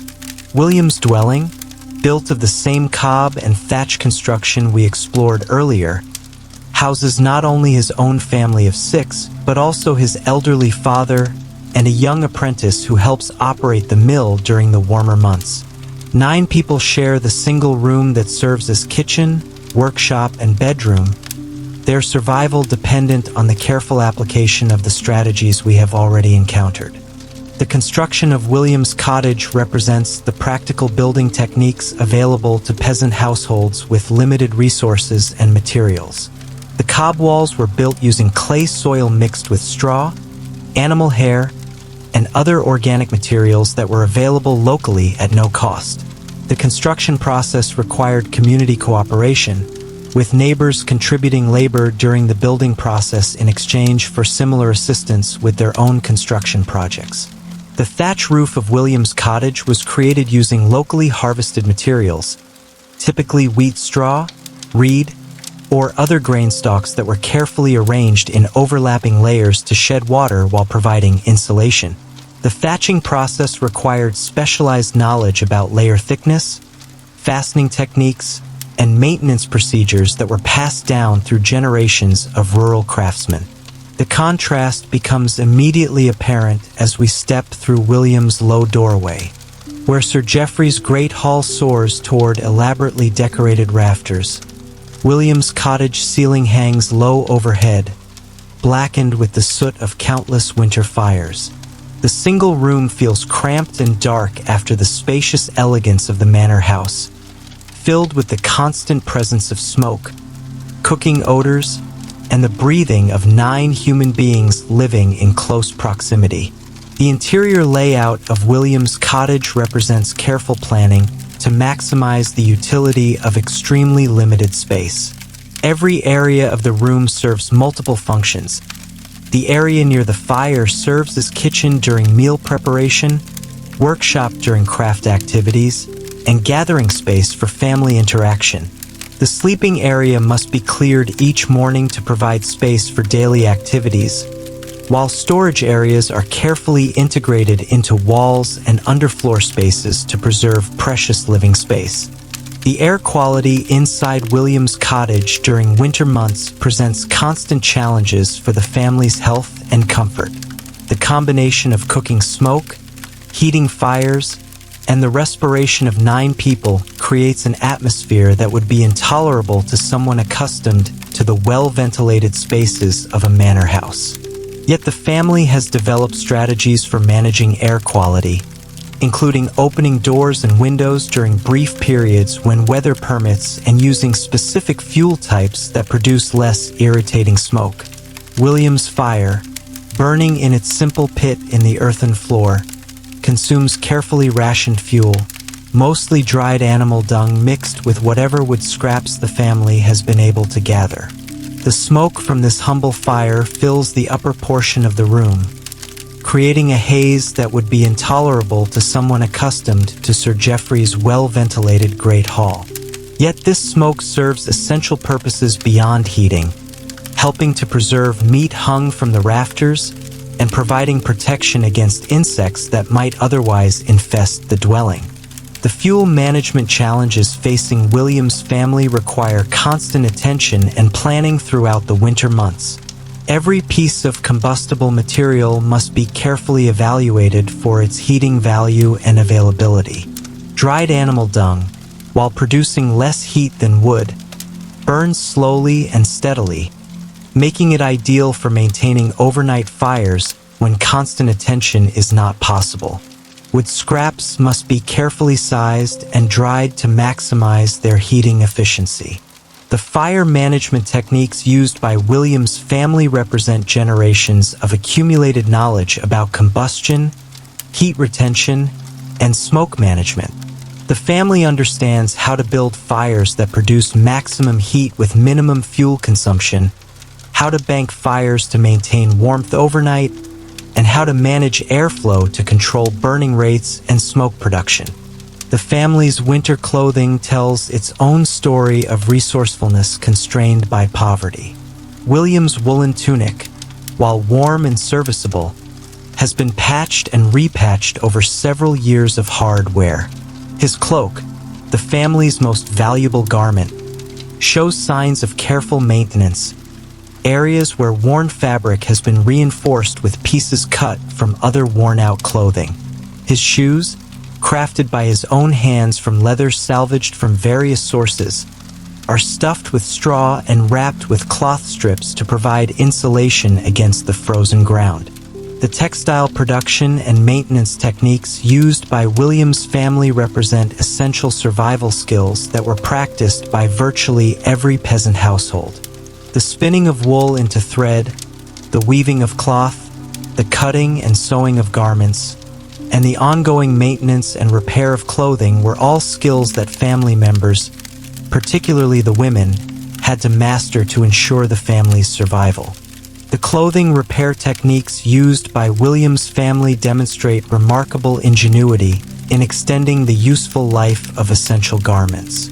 Patches were carefully matched to the weight and weave of original fabric to maintain the garment's structural integrity. Worn areas were reinforced before they developed into holes, and damaged sections were creatively reconstructed using materials salvaged from other worn-out items. William's wife Margaret manages the family's winter food stores with a precision that would impress any modern nutritionist. Every grain of wheat, every preserved vegetable, every scrap of salted meat is accounted for and carefully rationed to last until spring. The family's diet consists primarily of a thick porridge made from coarse flour mixed with whatever other ingredients are available: dried peas, root vegetables stored in pits outside the cottage, and occasionally small amounts of meat or cheese when the family can afford such luxuries. Margaret's food management system represents sophisticated understanding of nutrition, preservation, and resource allocation that was essential for family survival. She understands the caloric requirements of different family members based on their age, size, and activity levels. She plans meals to provide adequate nutrition while stretching limited resources to last through the entire winter period. The preservation techniques available to William's family represent generations of accumulated knowledge, but they are constrained by the materials and resources available to peasant households. Meat is preserved using salt that must be carefully conserved, as it represents a significant expense for a peasant family. Vegetables are dried, buried in storage pits, or pickled in precious ceramic pots that are carefully maintained and passed down through generations. The food storage systems used by William's family require careful planning and construction to protect precious food supplies from spoilage, pests, and theft. Underground storage pits are excavated at specific depths and lined with materials that create optimal preservation conditions. Above-ground storage areas are carefully sealed and protected from moisture and temperature fluctuations. The root cellars and storage pits used by William's family represent sophisticated understanding of soil temperature, drainage, and preservation chemistry. Different vegetables require different storage conditions. Some benefit from slightly moist environments while others require dry conditions. The family has developed techniques for creating these different environments using locally available materials and construction methods. The sleeping arrangements in William's cottage demonstrate the fundamental difference between survival and comfort. The family's single-bed platform accommodates all 9 household members, with the youngest children in the center surrounded by older family members. Privacy is an unknown luxury. Every aspect of personal life occurs in the presence of the entire household. The bed itself consists of a wooden frame supporting a foundation of straw, covered with whatever cloth and woolen material the family possesses. The communal sleeping arrangements in William's cottage serve multiple practical purposes beyond simple space conservation. The shared body heat helps maintain warmth throughout the night, reducing the fuel required to keep the dwelling warm. The arrangement also provides security, as family members can monitor each other's health and safety throughout the night. The bedding materials used by William's family represent careful conservation and management of textile resources. Straw is carefully selected, cleaned, and replaced regularly to maintain cleanliness and comfort. Cloth and woolen materials are carefully maintained and repaired to maximize their useful life, with worn items being repurposed for other uses as they become unsuitable for bedding. Yet within these constraints, William's family demonstrates remarkable ingenuity in maximizing their comfort and safety. Hot stones from around the fire are carefully positioned to warm the sleeping area. The family's single cow has been moved into the main room, her substantial body heat contributing to the overall warmth of the space. Children take turns throughout the night tending the fire, ensuring that it never dies completely and threatens the family's survival. The heat retention techniques used by William's family represent practical applications of physics and thermodynamics that were developed through experimentation and observation. Hot stones are carefully selected for their ability to retain and slowly release heat without cracking or producing dangerous fumes. The placement of these heating stones is carefully planned to provide warmth where it is most needed while avoiding fire hazards. The integration of livestock into the living space represents another practical adaptation to winter survival challenges. The cow's body heat contributes significantly to warming the dwelling, while her presence also provides security benefits. The family can monitor the animal's health and protect valuable livestock from theft or predation. The daily routines of these two households reveal the profound differences in how social class affected winter survival. Sir Geoffrey begins each day in his private chamber, awakened by servants who have already rekindled his fire and prepared his clothing. He dresses in clean, dry garments before proceeding to his great hall, where a substantial breakfast awaits him. His day consists of managing his estates, perhaps reading, a skill that sets him apart from most of his contemporaries, and engaging in the political and social activities that define noble life. The morning routine in Sir Geoffrey's household represents a carefully orchestrated system of servant activities that ensure the Lord's comfort without requiring any effort on his part. Servants rise before dawn to rekindle fires, prepare food, and arrange clothing so that Sir Geoffrey awakens to a warm, comfortable environment. This system frees the Lord from any concern about the practical aspects of daily survival, allowing him to focus on the administrative, political, and social activities that maintain his position in medieval society. William, in contrast, awakens in the crowded cottage to the immediate demands of survival. Before dawn, he must check the fire, tend to the animals, and begin the daily search for fuel that will keep his family alive through another night. His breakfast consists of whatever food can be spared from the family's carefully managed stores, eaten quickly before beginning the day's labor that is essential for survival. The morning routine in William's household requires immediate attention to multiple survival tasks that cannot be delegated to others. The condition of the fire must be assessed and fuel added if necessary. The animals must be checked for signs of illness or distress that could threaten valuable resources. The weather must be evaluated to determine